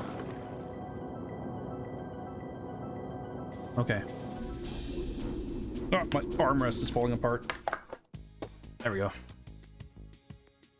Got a foot in the corner of an octagonal door, pretty much. Ah!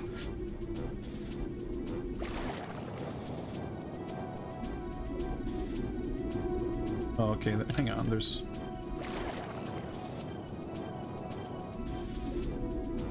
Another one of these. It's like 20 rounds of ammo.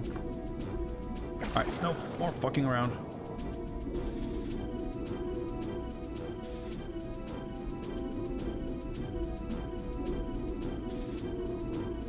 That's where I came from. Nope. Okay. We took the same route as last time, sort of.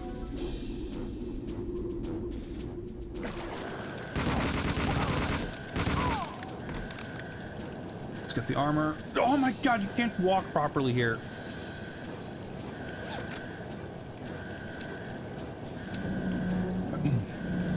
Yeah, 557. What this gun uses. I'm pressing forward. I'm stuck. Okay. He missed. Yep, it's coming down. I don't know which direction to face. Oh, this one, I guess.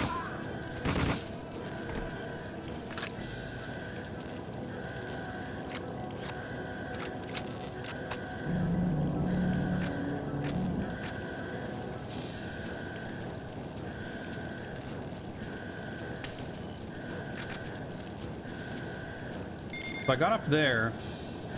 Can I jump on top of this somehow?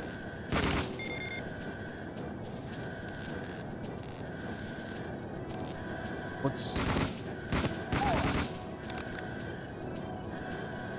Oh, wait, hang on. Okay, something over here.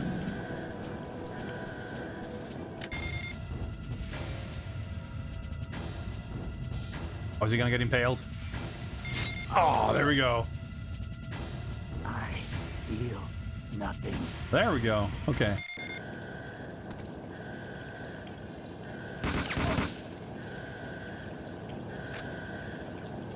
Oh, use this rope first. Oh yeah, I guess it says 5.7. It's supposed to be 557. The real world.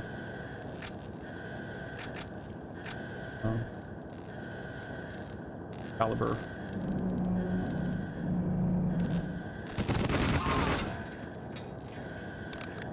Man, this feels better. Whoop, I love it.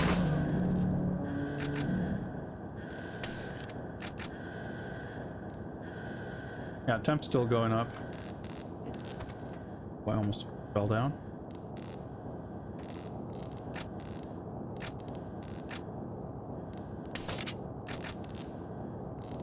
Whoops. There we go, I'm attached.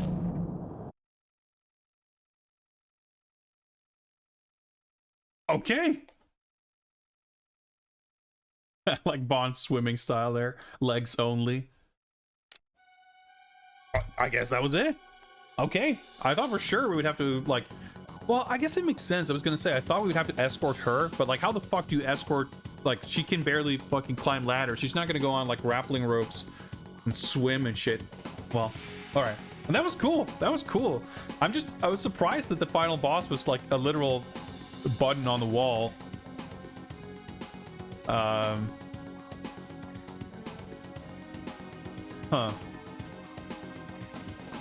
I guess that's true, Raccoon. I don't, it's not caseless, I'm pretty sure, because but it's got a very weird mount, like, bullet feeding mechanism, because it's like, the bullets are sort of sideways, and it gets, like, rotated into the chamber.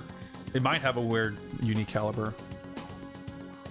I'm not an expert.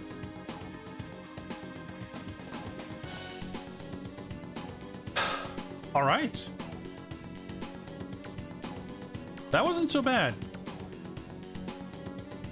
For what it, you know, my first panicked experience of trying to swim, like, the fact that it still only took, like, 3 tries, and, like, the failures, you know, we got that first attempt to get our bearings, and then the second attempt, I just broke my legs, because I didn't find the kill boss switch. And that's funny, you know, I was saying, like, oh, we might have had the stage completed, if I didn't screw up. And yeah, for sure, like, I could have literally gone back down to Renard and pushed the button and gone back up and completed it. It's so funny, though, that if you get her, like, like, I wish they would have had a line of dialogue where if you go up to her first, that Bond is like, oh, you're safe. I need to stop Renard or something. Because the fact that you can just go up there and she's just standing there and Bond comes up and just, like, totally silent, like, well, I'm just gonna go break my legs now, I guess. That was a little funny. Why are there full? No, it's just the icon. It's just made to look like a fancy futuristic computer interface.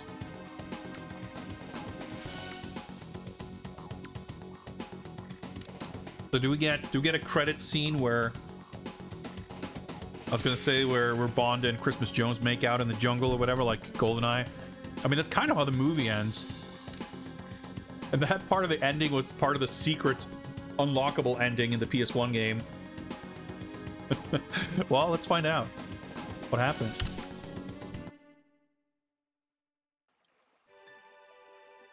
I've always wanted to have Christmas in Turkey.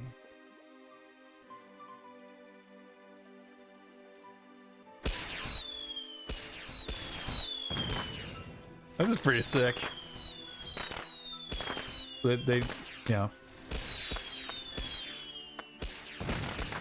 This is a more Nintendo-friendly scene, because this scene is in the movie also.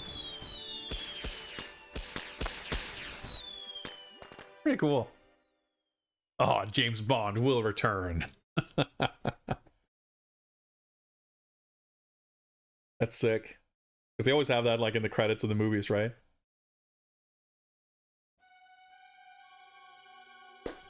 There we go. I would have liked a staff role that didn't just have the main menu background and the main menu music, but we take those. That's time. 10 hours, 50 minutes, 19 seconds. Lead musician SFX Neil Baldwin. It's interesting because we had some yeah, I guess those were Eurocom stuff, because David Whittaker and who was it? Rob Hubbard? I think we're both credited. And I guess Rob Hubbard was at EA, so that makes sense. But yeah, looking at some of the credits in the manual gave me some hopes that we might have some exciting audio and music. But the soundtrack is a distinct step down from both from GoldenEye and from the PS1 Black Ops games. So that's interesting that they had like some kind of audio staff from the EA side, though who knows what they actually did. The only voice in the game that is from the actual real actor is John Cleese. There we go. Audio technical director Rob Hubbard, audio director David Whitaker. Voices, yeah, John Cleese. Yeah, there we go. There's like Sumali Montano. Is that maybe the woman who plays the assassin at the beginning? I guess she apparently did her own voice also. I think they did a good job with the sound alikes. It's bizarre. You see Q for a second, and his model looks absolutely nothing like they didn't try to make an approximation. Like, obviously for the actors, if they don't have the likeness rights, it makes sense that they make them look different. They're not going to try to make them as close as possible, because with this fidelity, you know, it's kind of the same difference, right? So it makes sense that when they don't have the likeness, they look kind of different. But it's so weird when you have a Q that sort of sounds like Q, and then you see him and he's like this fat, like 30-year-old guy with brown hair. Like, it was very strange. John Cleese plays R, who is Q's kind of replacement, his whatever you call it, second in command. And this was the last film that Desmond Llewellyn was in. And R returns in Die Another Day, which was Brosnan's last movie. Whew. Oh man, this level. That felt great. I'm so happy we got that. Like, the last few levels weren't. It's funny, like I was like grunting and swearing loudly at the AI pathfinding collision shit. But looking back, I'm just like, yeah, it wasn't so bad. Like, I kind of enjoyed, like, would I say that this is better than GoldenEye? I don't know, but I feel like I enjoyed it more. I feel like I wasn't as frustrated as I was playing GoldenEye. But yeah, you know, you have that feel of relief when you have it in the rearview mirror. I mean, I still feel like GoldenEye is a frustrating experience that I'm not super thrilled about the idea of revisiting. Like, I feel like I've got my fill. It's not to say that I'm super hyped to replay this either, but I think it was cool, and I think it's like, I feel like for people who praise GoldenEye, like, I feel like I'm loath to say that a game like GoldenEye is overrated. I mean, people rate games according to their subjective perception of them, but I think anyone who holds that game in that high regard ought to play this game too, I feel, because I'm sure there's a lot of finesse and specifics about how, you know, sort of the inner workings of GoldenEye that are not replicated here. And I wouldn't fault someone for being extremely into GoldenEye and just not liking this at all, but at the same time, I think this could have... I would imagine that this would have been received fairly well, but I also think that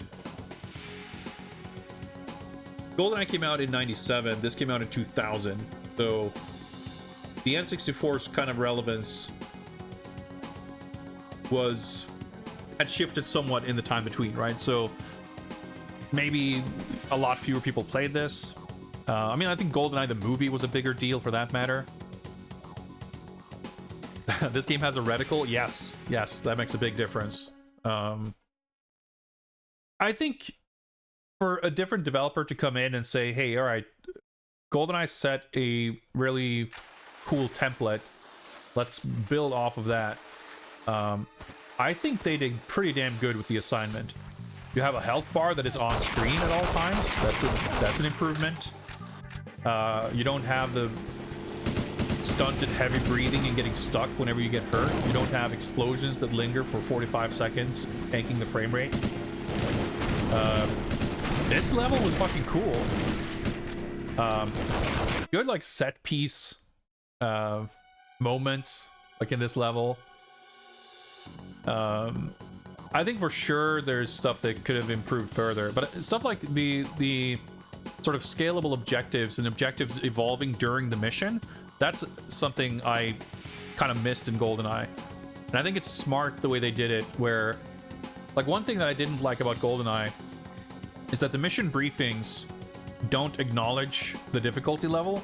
So you'll have Q talking about the objectives change, but the briefing does not change. So you'll have Q talk about equipment needed for stuff that you're not supposed to do in the mission, or you don't have to do. So you end up with an inventory full of gadgets that you don't really understand what they're meant for, because you have one objective instead of 3 that are supposed to use the gadget, but you still get the gadget. I do think it's nice that you can still do all the objectives, whether you need to or not, but the game doesn't acknowledge them at all. Like, I think overall, looking at both games, the concept of kind of optional objectives, I think, would improve. Like, that's how you would improve the formula further. Like, make it clear which objectives are mandatory and not, and, you know, by difficulty, change which ones are mandatory. So, like, I like that this game doesn't put stuff in the level or in your inventory that are irrelevant to what you're supposed to do. Like, in the mansion sneaking level, you're supposed to wiretap phones, and the actual number of physical phones present in the level changes with the difficulty. Like, you always have to tap all of the phones, but the difficulty changes whether there's 3 or 4 or 5 or whatever. Yeah, the objectives changed on difficulty, just like GoldenEye.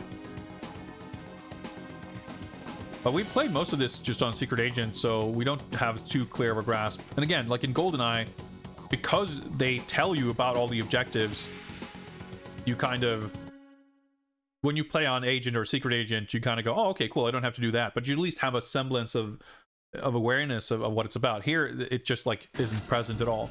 I think both approaches have their merits. But this game, I mean, both of them have a level of confusion to them in general. So I like the thing they do in this game to avoid confusion. I like in this level how you have the timer. Like, I think this game, in some ways, does a better job of mechanically making the levels feel distinct and unique. Maybe, you know, there are other aspects too, of course, like geographically what the levels feel like to explore. I think this game also uses verticality more in terms of the layout and where enemies are and how you shoot them. And that's why it's so crucial to play with a control scheme that lets you aim freely, because otherwise, like, you kind of fucked. Like, even that early level with the raid on the MI6 office where you had to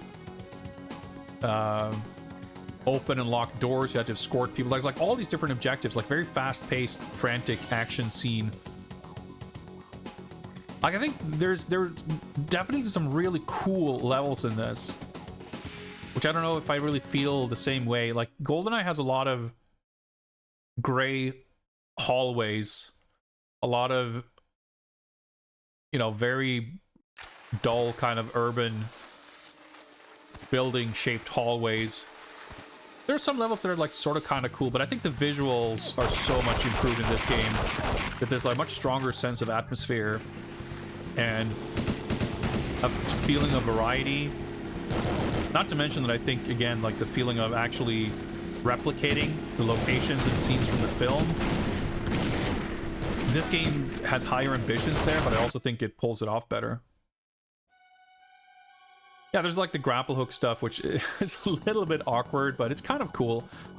Like the firing modes and the viewing modes and like swapping weapons is so much better in this game. Like, it's so much faster and smoother. Like, I don't know, like, I think there's maybe an element of a level of finesse to certain things, like the satisfying feel of landing hits on enemies. That is occasionally really nice here, but overall I might give the edge to GoldenEye there. I think the weapons broadly feel good in both games, but there are some outliers that feel kind of terrible. I hate the way the shotguns are all messed up here, where you have to load like one bullet at a time, and it's really weird. Maybe I just couldn't understand the controls of how to reload them properly, but that's a big reason why I just like never wanted to use the shotguns. But yeah, overall, I think they made some interesting tweaks and evolutions on the kind of formula. I think maybe the level designs, the level layouts leave a little bit to be desired here and there, but I think that's probably true of both games. But I felt that this game, especially the levels that were a little bit more open, you felt very unsure of how to navigate. But I mean, there were levels in GoldenEye that I like. There's that one when you're in the when Bond has been like apprehended and you have to escape from the interrogation room, and you walk around this big library kind of building and everything looks the same. Like, oh man, I hated that level. Like navigating these environments and figuring out where you are, there's like no landmarks, everything looks the same. I think this kind of, on account of having more sophisticated visuals, this doesn't quite end up in that issue, like that area, like so. But it also has just layouts where a lot of the time the level design is more linear, and I don't mean that in a negative sense at all, but you still have to like do it a few times, get killed sometimes. Like there's a lot of kind of enemies lurking behind corners, and it's not super clear which corner has a hallway behind it that you can keep going. And I didn't necessarily get stuck or lost too badly, but I don't know, everything is slightly sort of colored by the fact that you're always a little bit unsure of your objective as well. I don't know. What's up, Father Axe Keeper? You're a bit late here. You just missed the... Well, I wouldn't say just. I've been chatting here for a good while, but we did indeed beat the game. The last level was kind of cool. We had to do a lot of swimming underwater in a submarine, but it was cool. Like, I think they... I think the number one thing that impresses me with this game is how faithful it is to the movie. Like, all the locations, all the scenes, like, everything feels... Obviously, some things are sort of tweaked, and a few things here and there felt a little less elaborate than the PS1 game, but by and large, this game is a lot more ambitious in many ways. But yeah, like GoldenEye diverges very far. Like there are relatively few scenes in that game that feel like it's like just scenes from the movie. Here, most levels I think feel like they're more or less like there's stuff like the subway thing, which I don't think is in the movie at all. But it kind of fits in. There are certainly set pieces and stuff from the film, like the boat chase, which is kind of relegated to cutscenes between two levels, and you have like a much more extended foot chase instead. But shoehorning a boat driving level, if they could have pulled it off, it would have been sick. But I can't fault them for not trying to do it. They would have done it poorly. Like, that would not have improved the game. But like.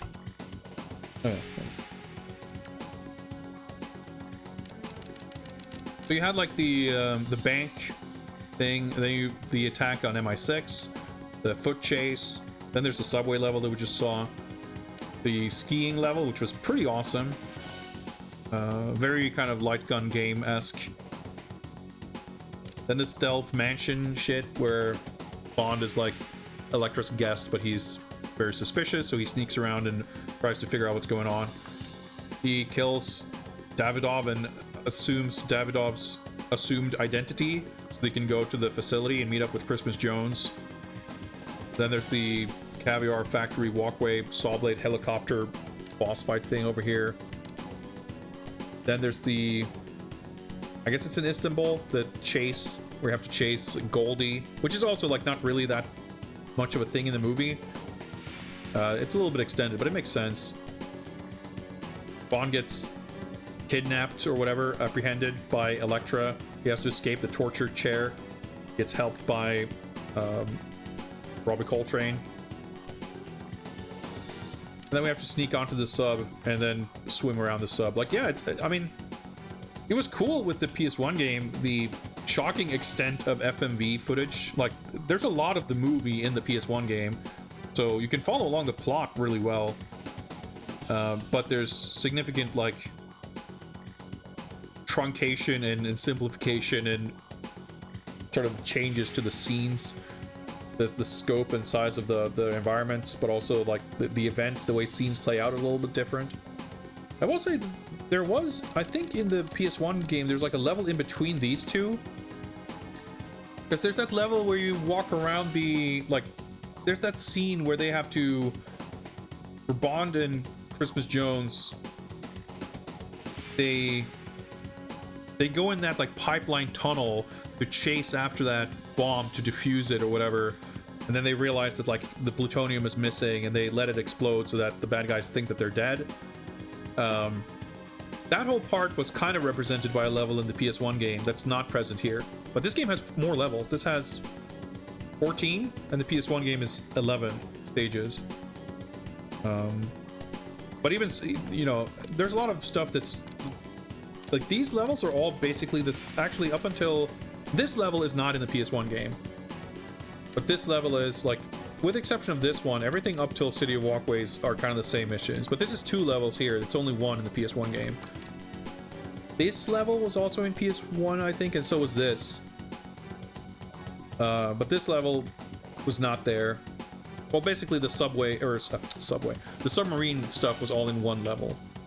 So they're pretty close to each other in terms of what scenes are depicted, with the major difference being that this, like in the PS1 game, the guy that you have to kill to steal his identity, he's like just a boss fight at the end of this stage. So some of the stages were a little bit more elaborate in the PS1 game. Like in this level where you have to rescue M, when you have to fight Gabor, Elektra's bodyguard, in the PS1 game, it's a full-blown boss fight. He's got a grenade launcher. You have to pick up the grenades and throw them back at him and shit.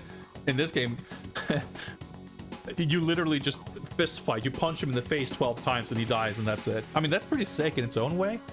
It's cool that the extent they were able to go to make the showdowns, the encounters with each of the villains sort of actually reflect what it's like in the movie. Like, despite it not being a big video game boss fight, PS1 game goes in the complete opposite direction and turns them into more boss fights, which I appreciate also, but I think both approaches are equally cool.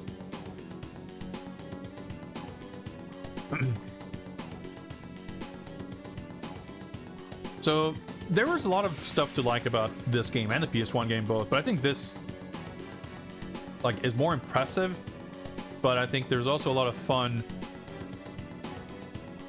It was kind of fun to see in this game how accurately they like a lot of the story cutscenes in this, like they go to great lengths to recreate the scenes from the film. In the PS1 game, it's a little simplified and sort of shrunk down, but it's kind of cute, a little you know, pretty quaint to see how they did it. I think aesthetically, I just prefer the PS1 style visuals. I think the PS1 game looks awesome. But I think this is also really, really visually impressive for N64, and it's like, there's a lot of detail. There's more going on in the environments and the characters in this game than the PS1 game, for sure. But on a purely artistic, aesthetic level, I find the PS1 game more kind of pleasant to look at. But that's purely just there's a lot of aspects to the PS1 rendering versus N64 rendering where I just don't like.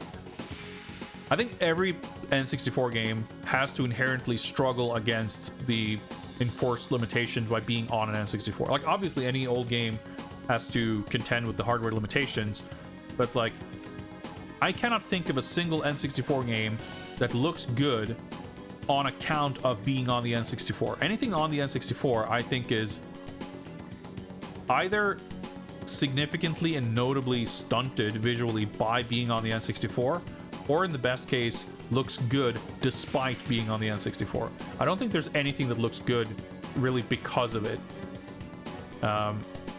Like, yes, this game is capable of more than the PS1 game, you could argue, on account of being on the N64, thanks to being on the N64, but it's also held back by this blurriness and everything being kind of, you know, noisy, and like, it's not crisp and sharp, which I really appreciate about the PS1 visuals. Like, everything is just has this murky feel to it, which I don't really like.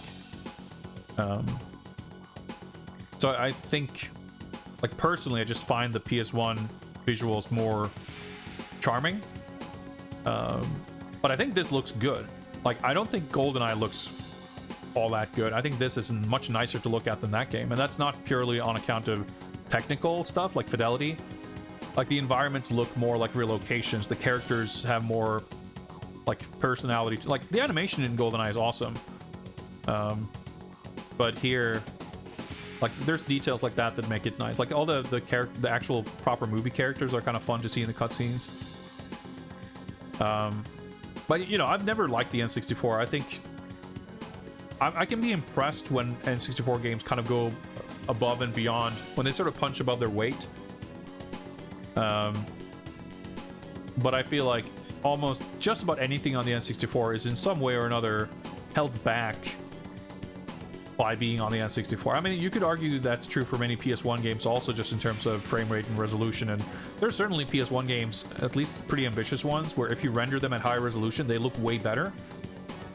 But it's pretty rare to have a game where it's like, yeah, it just, like, it doesn't feel like it looks the way it should look when you play it in original, like, resolution, for example. Whereas in N64, like, just the video output of the console just makes everything compromised. But I mean, a lot of people grew up with it, and it's like nostalgic and precious to them. And that's not something you can really argue with. I'm not arguing that this objectively looks better than the PS1 game anyway. I was just speaking to personal preference.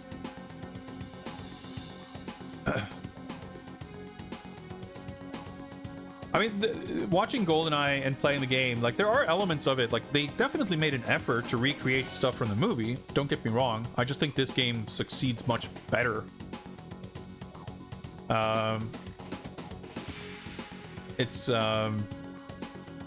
And it's not just about, like, the locations and weapons and outfits or stuff like that. It's more like the sum total of it, kind of. Music isn't bad, but it's not really Bond. Seems really generic. I think GoldenEye had, like, I remember we talked about it when we watched the film. Like, it had a kind of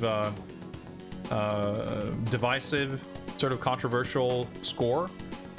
But it is really cool. Like, the score to GoldenEye, I think, is quite sort of, for its time, futuristic, very modern, very, like, I think GoldenEye in general is an interesting movie because obviously it's 25 years old now, but at the time you can see, and we watched, you know, the Dalton movies before and everything. Like, there are things in GoldenEye that sort of harkens back to old Bond stuff, but it's also making a very concerted effort to be contemporary, to be modern, to look forward. And I think, you know, the plot with the satellites and the GPS and the internet modems and everything, like, it's pretty high tech.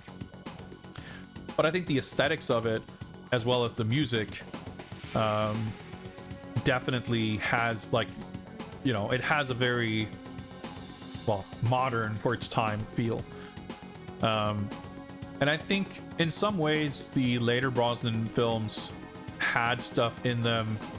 Like, GoldenEye, I think, straddles that line very interestingly because it has, look, by the time you get to Die Another Day, and even this movie to an extent, like, there's, you know, you have that briefing in the MI6 Scottish mansion, and you've got these 3D holograms, and there's CG, like we talked about it in the movie opening credits, right? The World Is Not Enough had a few questionable CG bits in it, but it was otherwise pretty cool. And then the opening to this film is, like, mostly CG, and then it's like, you know, and this isn't an anti-CG rant, but it's just like, it's emblematic of that sort of futuristic vibe, or maybe you could argue losing a little bit of that classic old school Bond vibe. And I think the music in GoldenEye for sure is not that, like, that's one of the parts where it did push pretty firmly on the futuristic aspects. But the as a whole, like the film and everything, like, I thought tonally it was pretty cool. And I think, even though I liked this movie pretty well, I thought Tomorrow Never Dies was very uneven. Neither of them are bad. But I do recall when we watched them, one of the things, Tomorrow Never Dies and this one blends together for me, especially now that it's been a few weeks since we watched either of them. But I do remember the movie score, like the soundtrack, just not being as good, and I think that's kind of reflected in this game. Because it was cool to play GoldenEye the game and feel that there's, like, even watching the movie, there's parts where you kind of go, oh yeah, this sounds like the game, which obviously it's fun and it's cool and it means the game did a good job. But the game also there's like 20 levels, and I think they generally each have their own music, and they're all like, the sound quality is very high. Like the sound design in general, I think, is one of the few parts of GoldenEye that are pretty much impeccable. The game, I mean. And then we play the PS1 Tomorrow Never Dies and World Is Not Enough games, and they didn't sound like GoldenEye, but they had really cool music. Like both of those games, I remember, like, at several points in the game stopping to go like, man, this music's pretty sick. And they pushed that kind of vibe, or a slightly different vibe, you know. But the reason I bring all this up is just to provide a little frame of reference, because I think this game, like, by far has the weakest music of all these, like, films and games. It's very kind of bland, and like, it sounds sort of, you know, electronic, techno-y, but it's all like, I think this track works as the menu background music, but a lot of the levels have the same tone, the same style of music.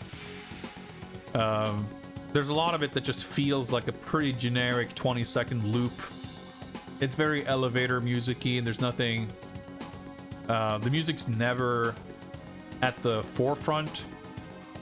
It's just it gives a very flavorless, textureless experience throughout, I feel. I thought I missed another comment. Let's see. Oh yeah, Doom says, would you agree with the Metacritic score of 81%? In comparison, Perfect Dark has 97. I don't really subscribe to the idea of giving, like, numbered scores to games. I don't really like doing that. I like looking at Metacritic for older games to get sort of a sense of what contemporary opinion was on a game. And usually, if something is like above 90, it doesn't necessarily mean that I won't like it, but I feel like it usually means that it's like less interesting. Not always the case, but a lot of the time. Especially nowadays, I feel like scores like that often represent not rubbing anyone the wrong way. And it kind of goes... It's kind of the same with just like big games in general, where the biggest games in the world, to me, aren't necessarily the best games, but it's usually like the biggest budgeted games with the biggest marketing budgets that are designed to, like, not be anyone's favorite game, but designed to be nobody's least favorite game, sort of. Like, they're, you know, people look for something that's really big and ticks a lot of boxes and everything, but, you know, I'm just, like, not super into modern big AAA games for the most part. So I think there's like a slight correlation there. But I think, you know, you can sometimes look comparatively between different games and see...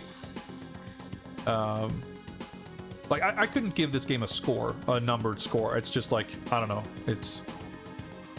I'm both sort of slightly principally against it, but also, like, I don't have a... you know... a sort of... I don't have my own scale that I would judge it on like that. But, for instance, talking about Metacritic scores, when we played the Spy Hunter games, the PS2 and Xbox games, the first game had a Metacritic score of like 86 or something, and that game was fucking phenomenal. It's an excellent, excellent game. And then we played the second game, and it had a Metacritic score of... I don't remember exactly, I'm making it up, but it was in like the 70s... maybe high 60s, 70s, something like that. And then we played the third game, Spy Hunter Nowhere to Run, which is the one with The Rock. And that had a Metacritic of like 56 or something. And to me, the first one is clearly superior. Like, it's a great game, period. But Nowhere to Run, to me, was very entertaining and very interesting, and made a lot of, in my opinion, like, improvements over the second game.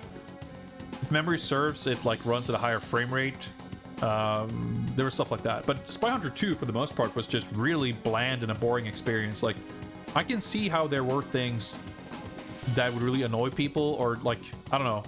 But Nowhere to Run, I think, is just a kind of game that seems like people are kind of so ready to hate on a game like that. It's a weird movie tie-in for a movie that never happened. There's, you know, The Rock is the main character. It's a Spy Hunter game, but it's mostly third person, running around shooting, doing some wrestling moves here and there. It's got like relatively few actual driving levels, but I still think it was a far more interesting and entertaining experience than the second game. So I can see that, like, looking at those Metacritic numbers, I can calibrate my own opinion and say, yeah, I think the reviewers got it wrong, sort of. Like, yeah, I don't think the second game deserves a higher rating than the third game. But more than that, like, I don't know. But trying to sort of look at what the score is, and do I think it seems in line with how review scores tend to land? I mean, I don't think 81% for a game like this seems unfair. I think that seems, if anything, it's higher than I would have expected based on the kind of, like, even though I think this game was relatively well received, at the same time, it wouldn't have surprised me if it had a score in like the mid 70s or something. But it doesn't mean, would I give it 8 out of 10? I don't know. I can't even conceive of that, to be perfectly honest. But what I will say is that, without looking, I'm sure that GoldenEye has a higher number, and I think I would put these two games on relatively even footing. You know, if I were to give a numbered rating, I think I'd be a lot more likely to put GoldenEye at 8 out of 10 than like 9 or 9.5 or whatever.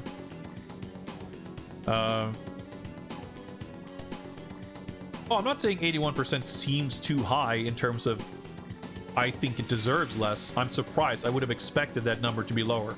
But at 2,000, like, the source is, like, I think Metacritic numbers, as far as comparing to other games, the number of outlets and what outlets were around and everything, I think even 2,000 is probably a little bit early to, like, I don't know for a fact that that number is representative of actual like critical reception at the time. I don't know.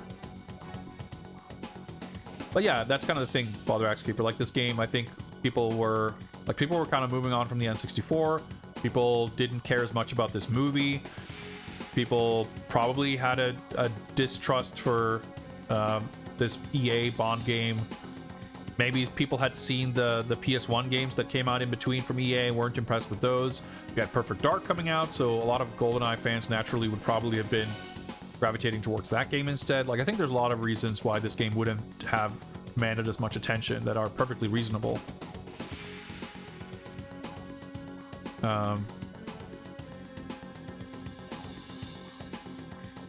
Well, Doom Noob, I'm not saying every AAA game gets a high score. I'm just saying, like, if you look at... You can look at games that review on average at 90 plus, and you can look at a list of games that are the top sellers on any one year, and those lists are not necessarily the same games or like a huge overlap, but I would say that you could look at those lists individually, and both of those two lists would have plenty of games that are not that interesting to me for similar reasons. That's pretty much it. A game like Fallout 76 is completely uninteresting to me for other reasons. But also that, I don't know. Anyway, those are some of my collected thoughts on The World Is Not Enough, and I guess by extension GoldenEye. Now, let's wrap this up. Let's do this. Rid of the game. Shut that down. As workable as that background music is, I think we can get something more pleasant. In fact, why don't we get some other David Whittaker Bond music? Or some actual David Whittaker Bond music, I should say.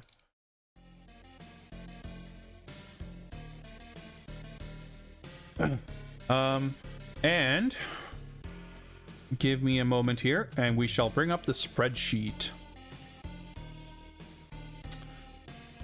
Give me a moment here.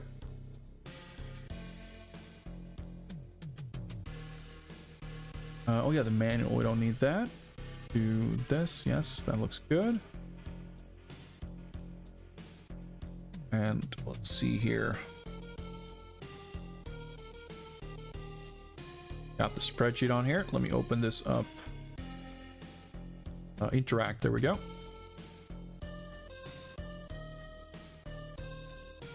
Zoom in a little bit. Can we do that? Maybe a little bit better. I hope that's readable. Oh, these goddamn thumbnails. So 007, The World Is Not Enough for the N64, developed by Eurocom, published by EA. I need to open a different window to actually fill this in. So let's do that. Final time, 10/50/19.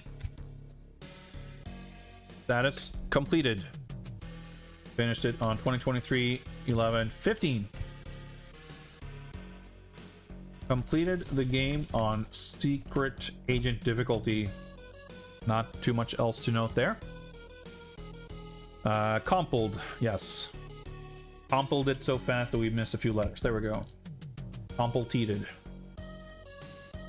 Can unbold this and color it green. We did it. Whoa, that's a paste. Control B is what I meant to do. Need to. There we go. And there's the green color. That means we can highlight this and set the status of up next to 007 Racing.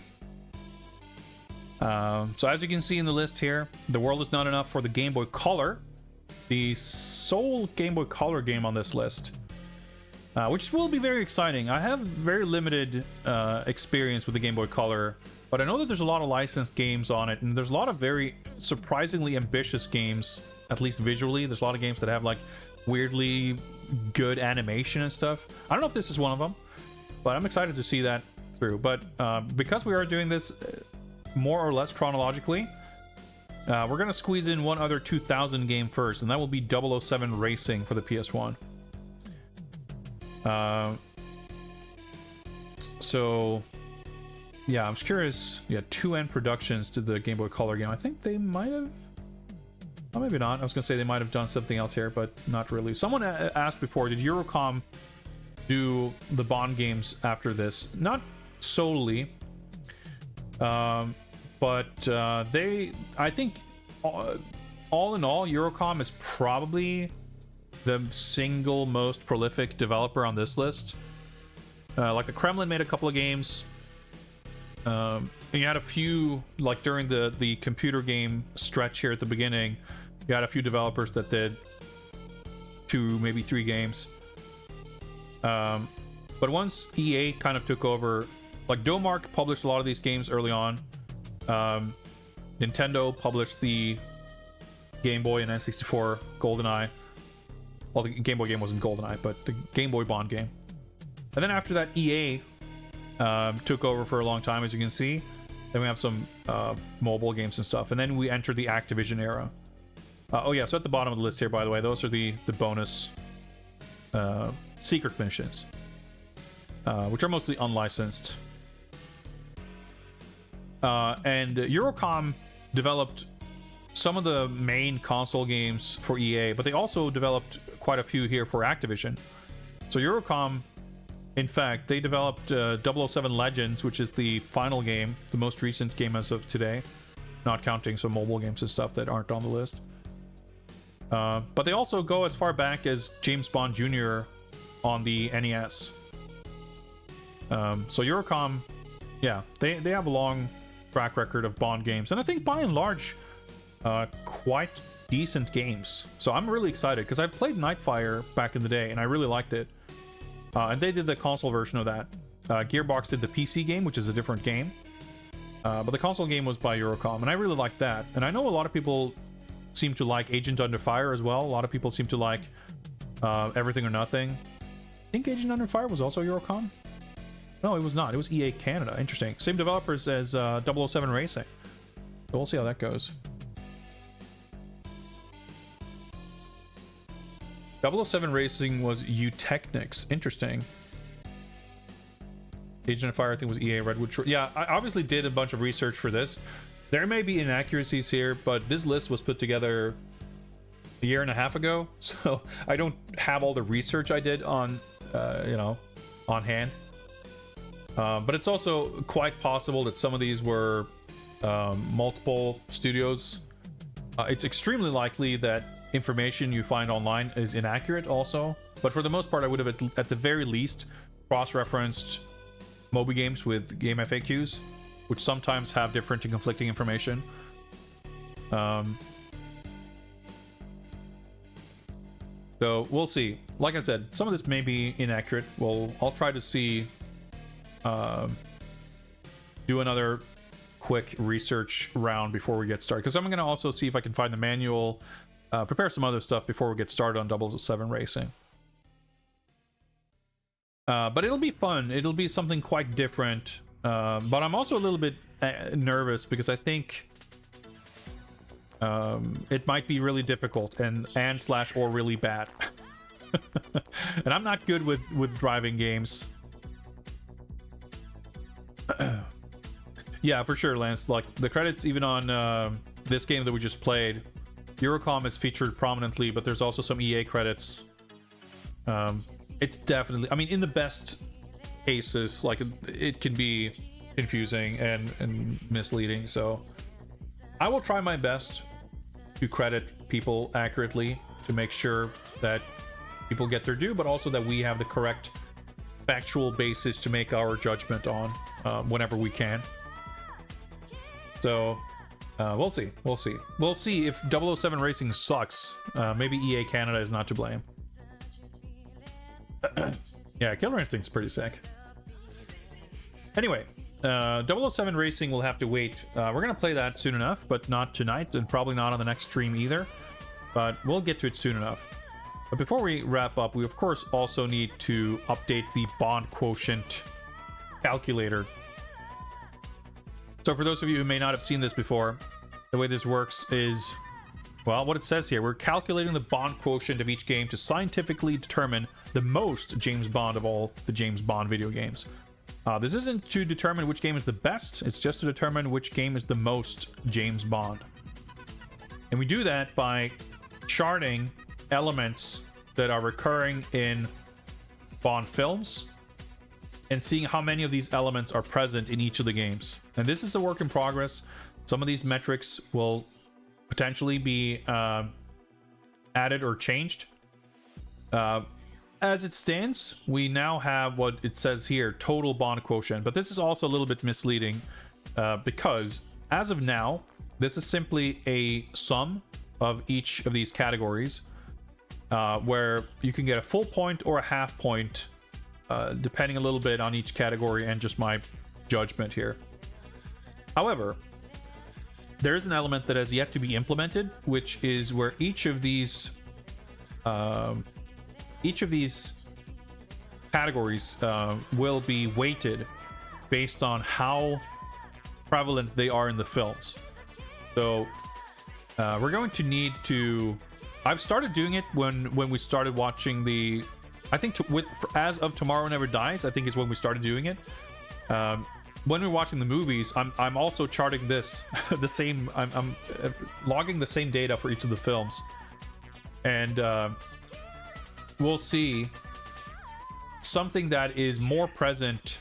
The gun barrel sequence, for example, is likely to be in pretty much every game, or sorry, every film, and that means that it's like important.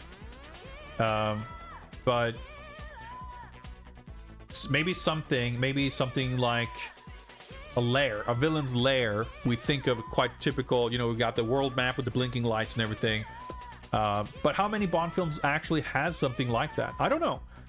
And if that's only in like half of the films, it's not going to be as important to the final Bond quotient as something that is in every film. So all of these numbers will be kind of weighted such that we give proper credit to the games that choose to incorporate the elements that are the most important to the films. What are dick powers? We'll get there. We'll get there. We'll kind of go over each category as we log in. Now, at this point, we started this game like a week and a half ago, 2 weeks ago. So there might be elements that I don't really remember, and if I'm unsure, I'll leave it blank, and I'll have to check the tapes and kind of fill it back in. And that's the case for some of this. And in some cases, I have added categories later, like product placement. We kind of realized was a thing as of Tomorrow Never Dies. I think most of these games do not have that, but because it was added late, I'll need to double check later on. And some of these might change. Some of them we might get rid of. Some we might add more. We'll see. And if people have thoughts on it, feel free to chime in. The World Is Not Enough. Game number 21. It definitely has gunplay. Oh yeah, wrong window. Be in this window so I can actually edit. Definitely gunplay. Definitely fisticuffs. Not only does it have unarmed combat, which are actual fists this time and not judo chopping like in GoldenEye, but it has forced fisticuffs. It has the boss fight with Gabor where you have to punch him. That's pretty sick. This game goes pretty hard on gadgets. Maybe the most elaborate use of gadgets so far. Driving is depicted. Bond is shown driving his car on the City of Walkways level. There's no in-game driving, but we're not counting that specifically. The game chooses to depict driving. This could be something that we start counting differently, but in order to remain consistent with other games, we'll show it. And I will say this. We might not count... Because I remember we had this conversation in with Tomorrow Never Dies. It's like, and I don't remember exactly where we landed because there is a one here, but like, if something is shown in an FMV clip from the film in the game, do we count that? I'm not so sure. But in this game, they actually made the effort of recreating movie scenes and doing stuff like in real time, 3D in-game graphics. And with the in-game graphics, there is at least one shot of Bond driving the car. So, I think that counts. I could be talked down to a 0.5, but I think I think it's fair to say that we see Bond drive. We don't really see him display any particular proficiency in driving. There's no driving stunts or anything, but he is shown driving a car. And the car is present. Even when you don't drive it, the level starts with you standing next to the parked car. It's pretty, like, they put some effort into the car model. Driving other. So, I'm a little bit unsure. I reckon we probably gave points for the boat sequence, even though it's not really in the game. Bond, like, crashes the boat in the cutscene.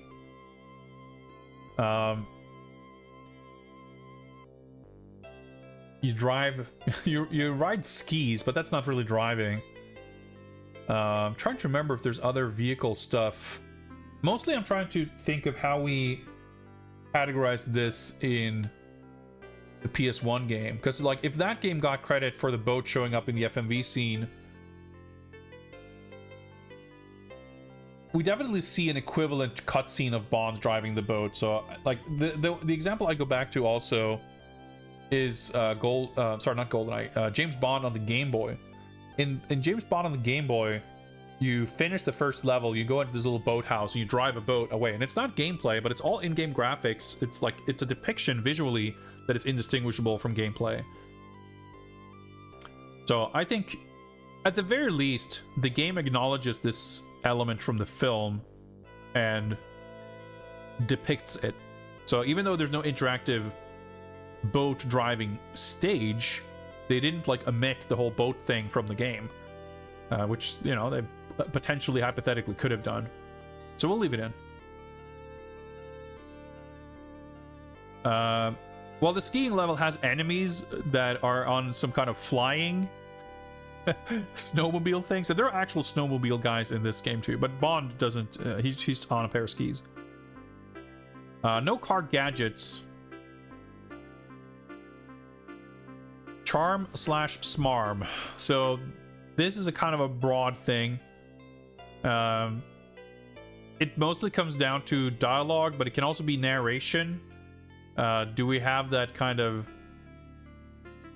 you know, not sarcastic exactly, but that, you know, that kind of Bond flavor.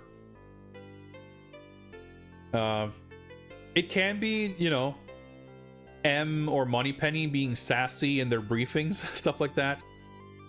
I think this game,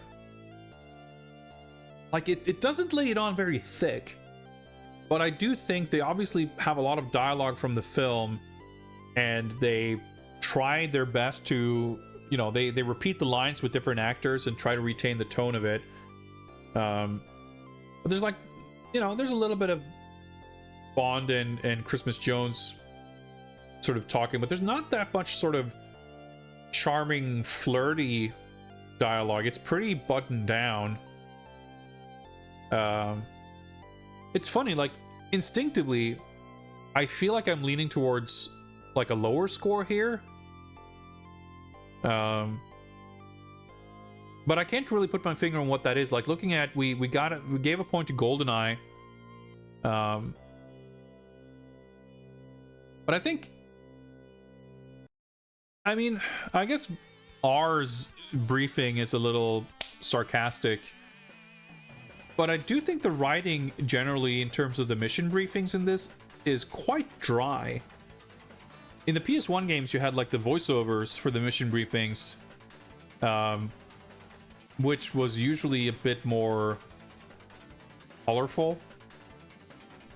This game is like, it's a little bit dry on the charm and or smarm factor, but I also kind of feel that sorry, I just realized I've been off scrolling off screen here. Let me there we are.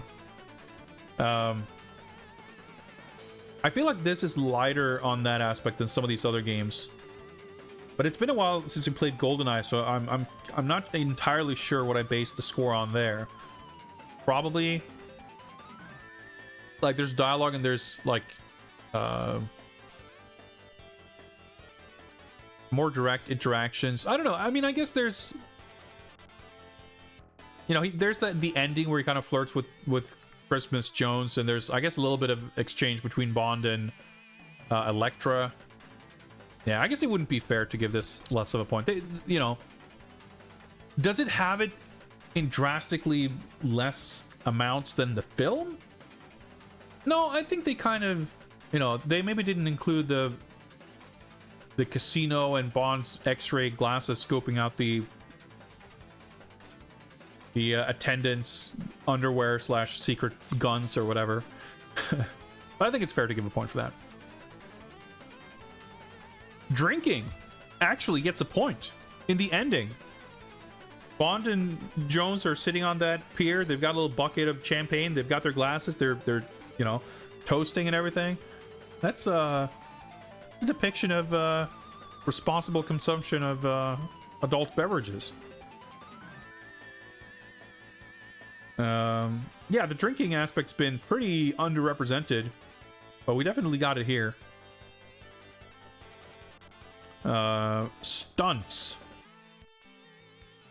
I think jumping between rooftops, that's gotta count. That's gotta count. I mean, we got some elaborate grapple hook climbing, but I want to give points for that Goldie foot chase level where there's a section where you have to literally jump between rooftops, busting through apartments and shit. Like, they kind of got that feeling down of those kinds of urban foot chase scenes from films. I mean, it's not a super grand, I mean, it's not like the damn bungee jump in GoldenEye. It's not that elaborate of a stunt, but it was still kind of cool.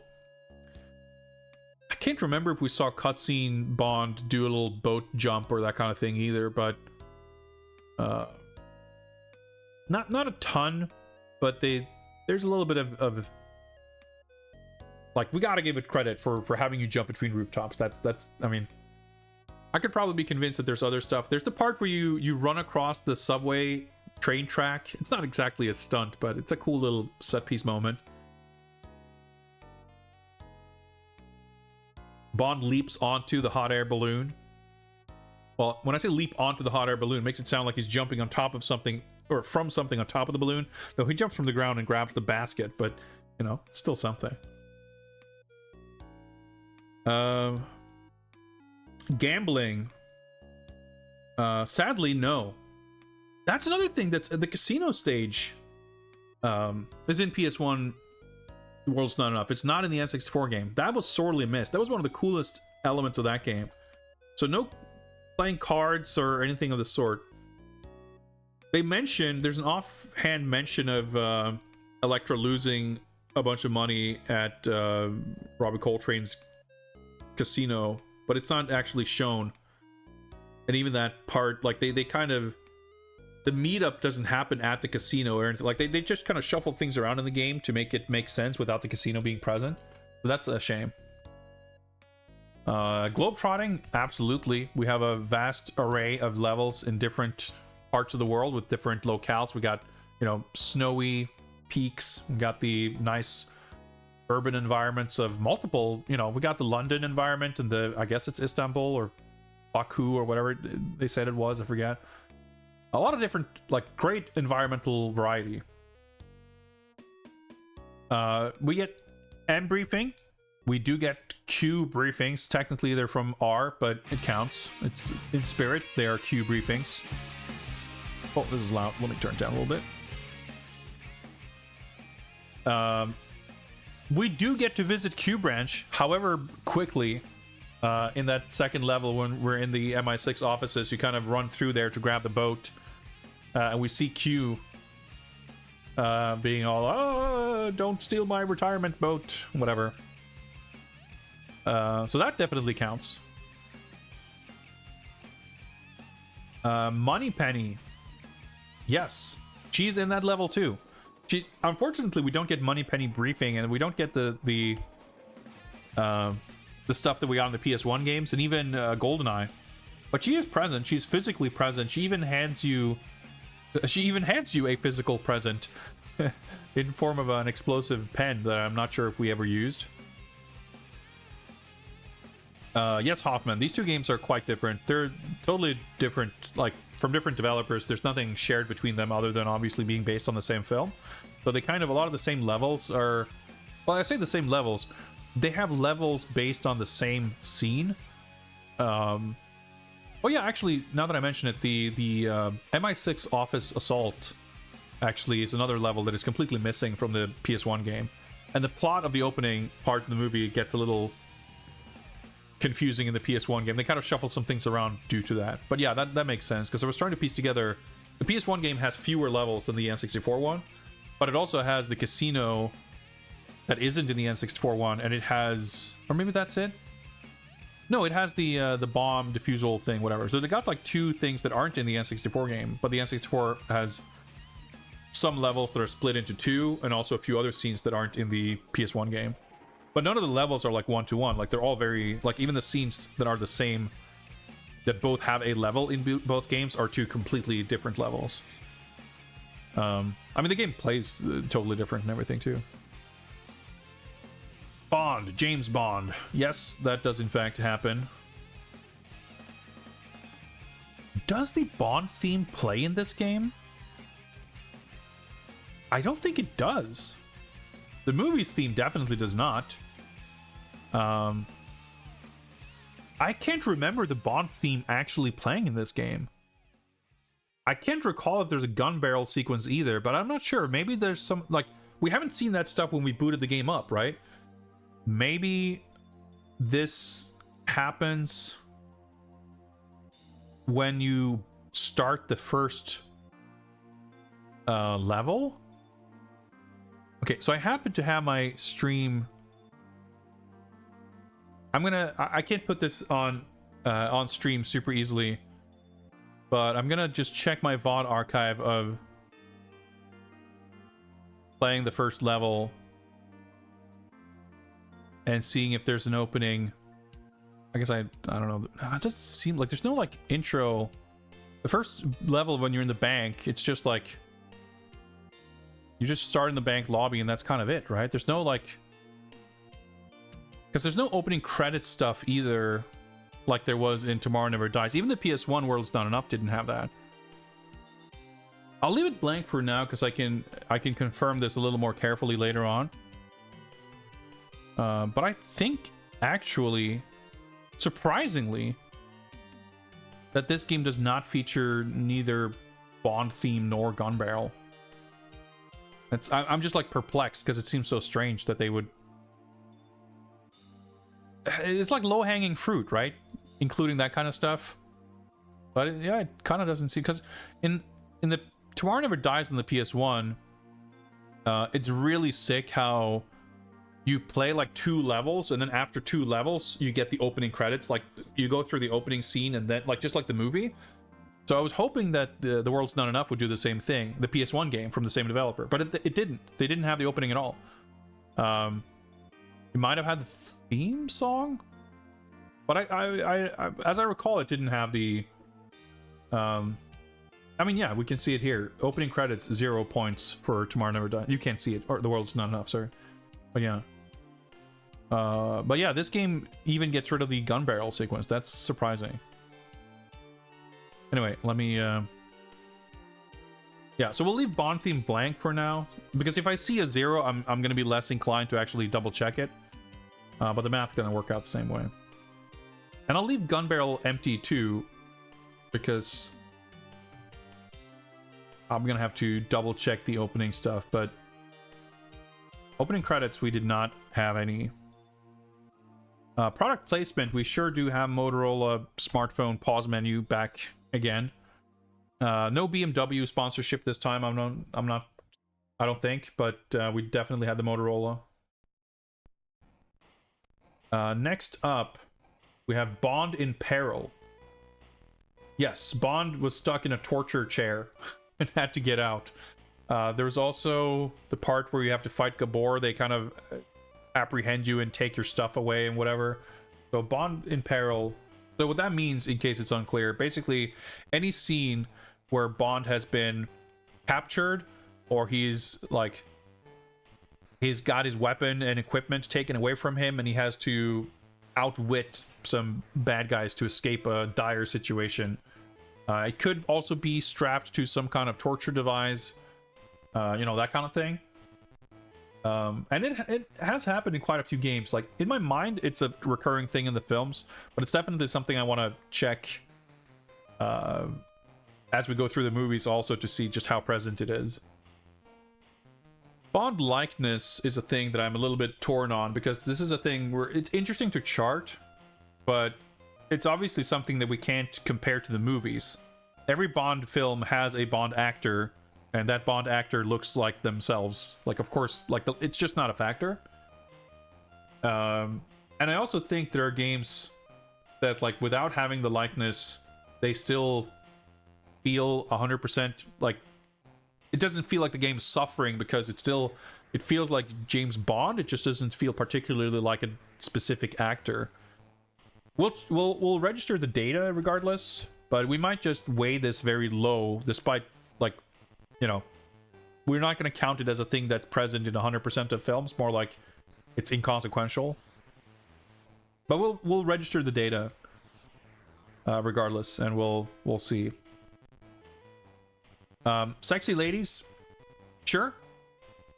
We've got Electra King, we've got Christmas Jones. Sexy ladies, evil, as it turns out. Plot twist, indeed. We do have an evil sexy lady.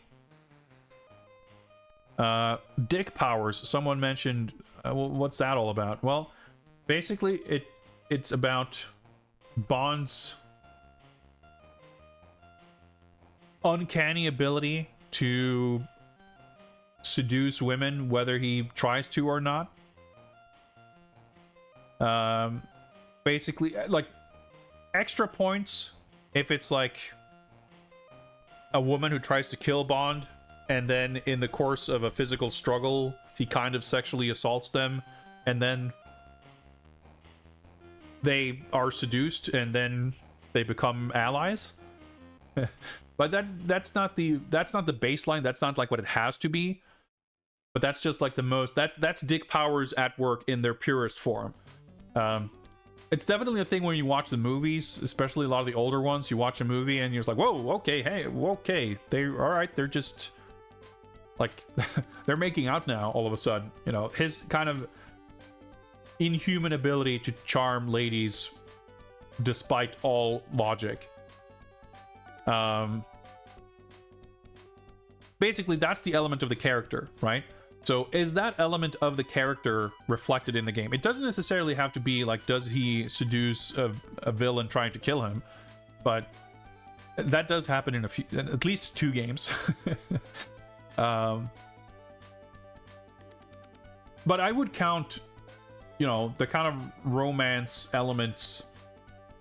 Like, it's a pretty mild depiction in this game. Like GoldenEye, we gave half of a point for the end credits makeout session, because there's not really like we don't really see Bond, like the dialogue between Bond and the women in that game aren't really flirtatious or anything like that. We don't really see him like bed women, but you do kind of get that makeout session in the end.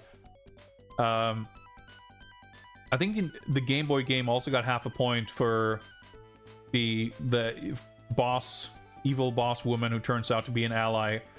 There's some kind of implied dick powers happening there, but it's not exactly the same thing.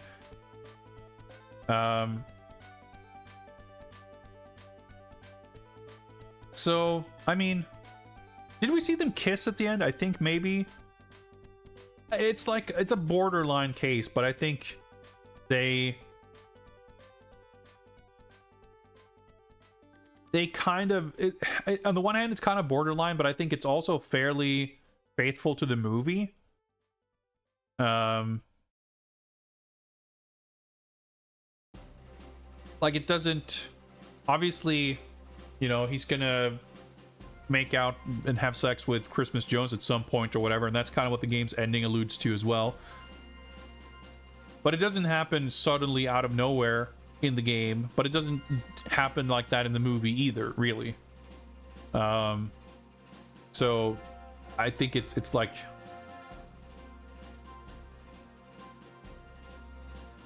I think compared to GoldenEye, we at least see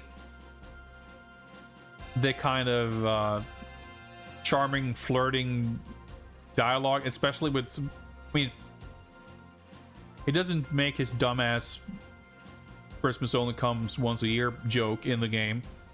So there's like, there's fewer terrible puns, I guess, but those aren't really the definition of the dick powers per se. So, I mean, it's not a 0 for sure. I'm a little torn on whether it's a 0.5 or a full point, though.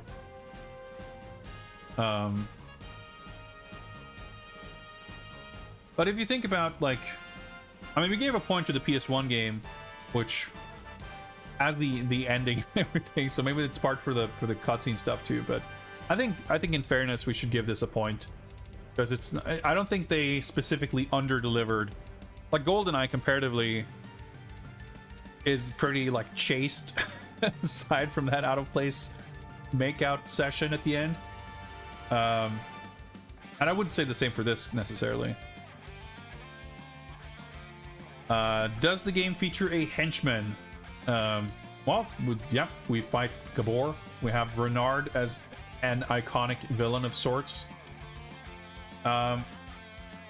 Villain's Lair, not really. I mean, we had this conversation about the PS1 game, of course, also, where the mansion is there, but that's just Electra's mansion. It's not an evil lair. There's the part where Bond gets like captured in the torture chair and whatever. Like, that's kind of a compound, but it's not. It's certainly not a location designed as a lair. It's a building. And The submarine is like more of an elaborate ending location, but we didn't even give that credit for the PS1 game. And it's, I guess, technically even less lair-like in this game. But there's nothing in the movie that I would describe as a lair either, so it kind of is what it is. Yeah, we got some Bond emotes. Felt appropriate. So we're gonna give that a 0. So probably, I would guess, a fairly similar score to the PS1 game. They differed here and there, and once we get some weighting to these categories, we'll see how it holds up. But I reckon it's gonna be among the top scorers. The World's Not Enough for the N64. Currently, an unweighted Bond quotient of 22. Half a point more than the PS1 game. Probably because we got to go to Q Branch. There must have been something we gave a half point to. Okay, yeah, the PS1 game got a half point for stunts.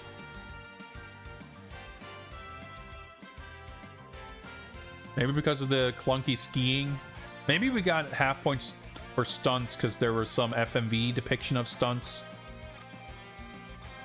I still feel pretty comfortable giving the N64 game a full point because there's like an actual interactive gameplay element of jumping between buildings. Even if it's not, you know, you don't get a dramatic camera angle or slow motion or anything like that, you still just get to do it as Bond, which I think ought to count for something.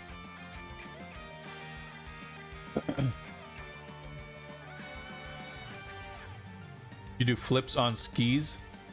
Not in The World's Not Enough. That was in Tomorrow Never Dies. Tomorrow Never Dies had plentiful ski stunts. The World's Not Enough had one extremely awkward skiing level where you had basically normal controls but extreme momentum. The skiing in The World's Not Enough was pretty whack. Yeah, I couldn't see it. I was looked through my recording of the first stream and I couldn't see any gun barrel, so it appears to not be in the game. Fuck it, we'll just put a 0 for that. That's gun barrel 0. Yeah, I can't fault you, Father Max Keeper. These movies and games blend together quite a bit for me as well. But yeah, that was sick. The ski stunts and shit. But yeah, so we didn't have gambling in this game. So I left drinking empty in the PS1 games because I wasn't sure if there was maybe like some element of that somewhere. Probably not, but everything I've left blank. I'm gonna have to go check the VODs later on and make sure the data is accurate. But yeah, to my knowledge, no Bond theme either. If there's present, then we should add points for that. But I don't remember it being a thing when you boot it up or anything. It just goes straight into that generic ass menu music. Yeah, the casino part in the PS1 game is like one of the most memorable bits. That's so cool that they put that in there. But there you have it. Unweighted Bond quotient. That's maybe what that should say. And we'll add, once I have the math worked out, which probably won't be until we do the final ranking at the very end of everything, once we've finished all the games. Ooh, excuse me. But this should give a vague indication. You know, some games have points in the 20s. Some have, I think the lowest is a 4. No, those are 2. The two ZX Spectrum light gun games have a Bond quotient of 2. There's just not much to those games. There's the actual Desmond Llewellyn briefing tape, which is pretty sick. But the games aren't very Bond-like. But yeah, it'll be interesting to see a game like 007 Racing. Like, yeah, obviously it's got driving and presumably car gadgets, but will it, like, how much else will it incorporate? Like, even though it's so focused on that aspect, you know, I'm excited to see. Like, will it have dialogue? Will we hear Bond, James Bond? Is Moneypenny gonna be in it? Like, there's gonna be villains, I'm sure, but some of these, like, less obvious things, I'm very excited to see how such a narrowly kind of focused game will be able to incorporate. Yeah, 22, I think, is it's yeah, second place after Tomorrow Never Dies, which had 22.5. So that's a pretty remarkable score for sure. It's got John Cleese. Yeah, John Cleese takes after Desmond Llewellyn in that sense, I guess. No stranger to a good paycheck. It'll be a change of pace. That is true. That is true. And that's part of why I'm excited for it. But I am very worried that it's going to be very difficult and very, not a fun experience.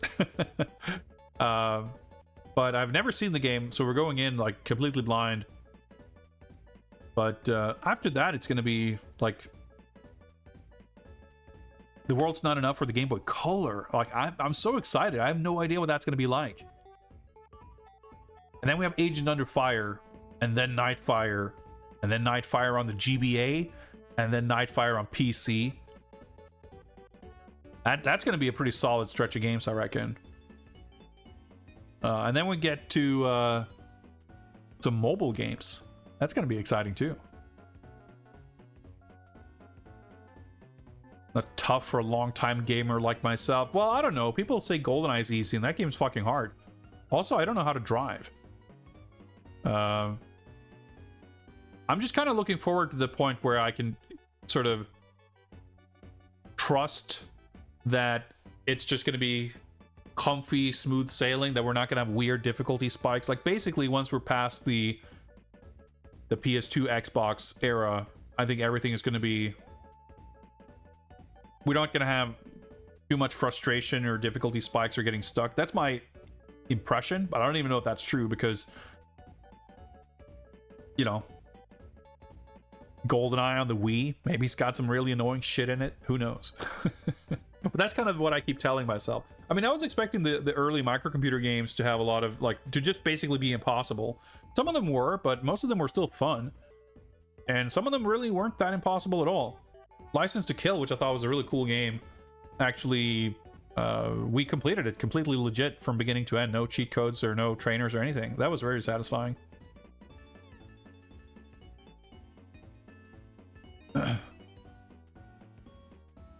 I can't speak to why John Cleese would do whatever. He just... Desmond Llewellyn, at least, like, he's in so many commercials and shit. Like, he's happy to show up if there's a paycheck, basically. And that's not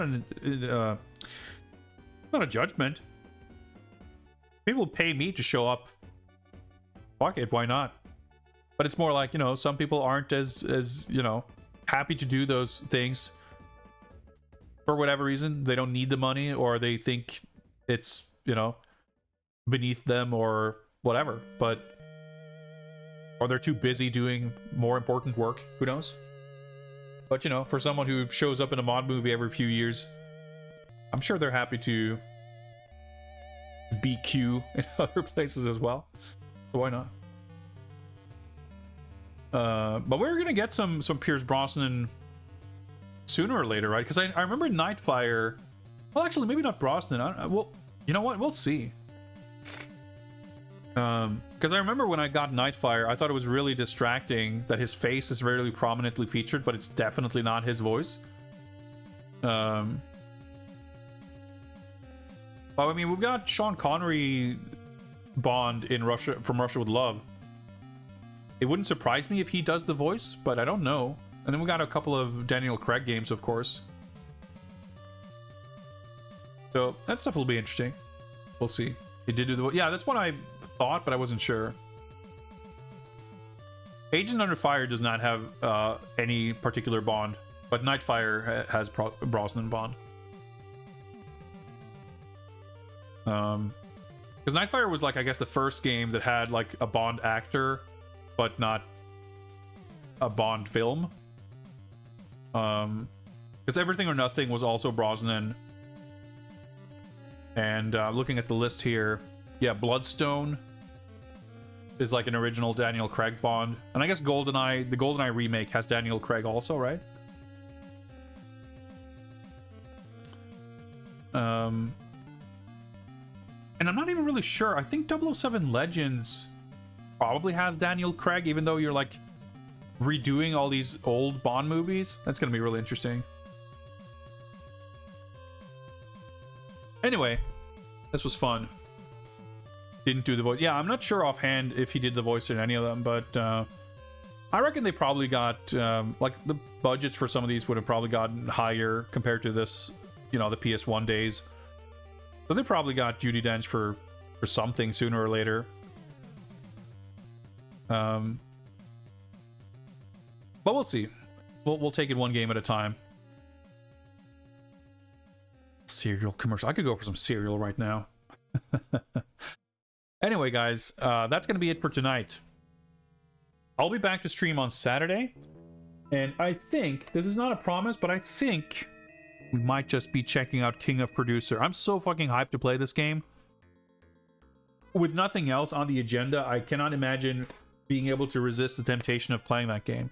It's a video game development and marketing simulation.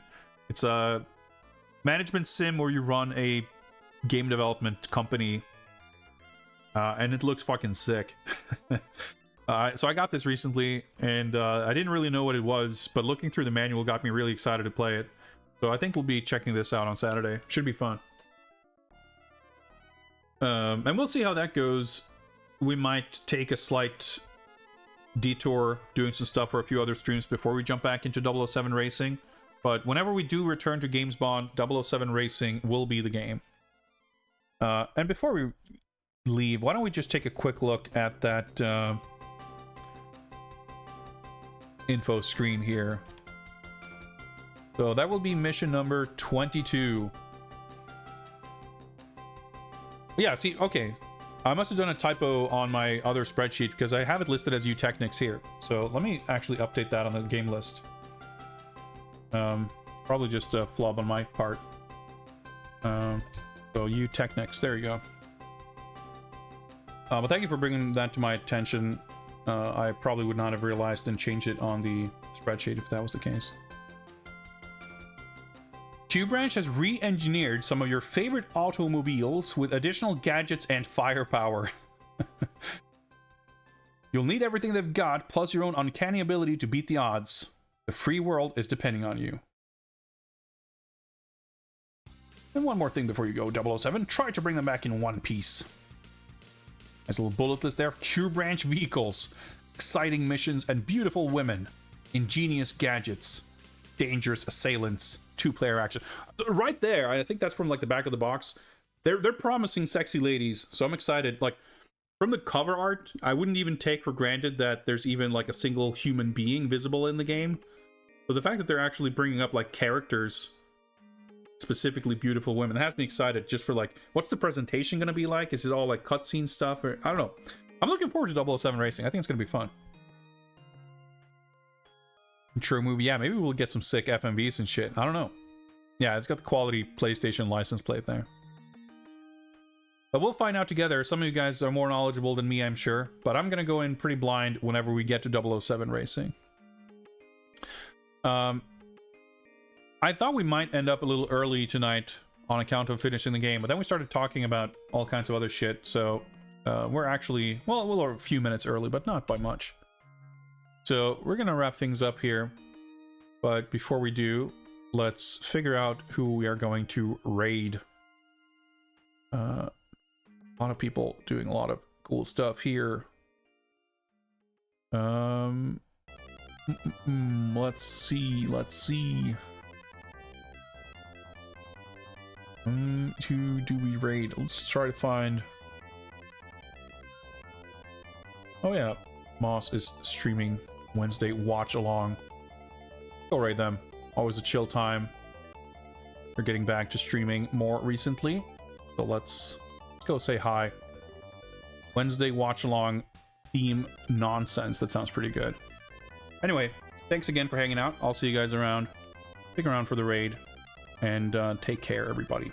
I'll be back Saturday, so I hope to see you then. Peace.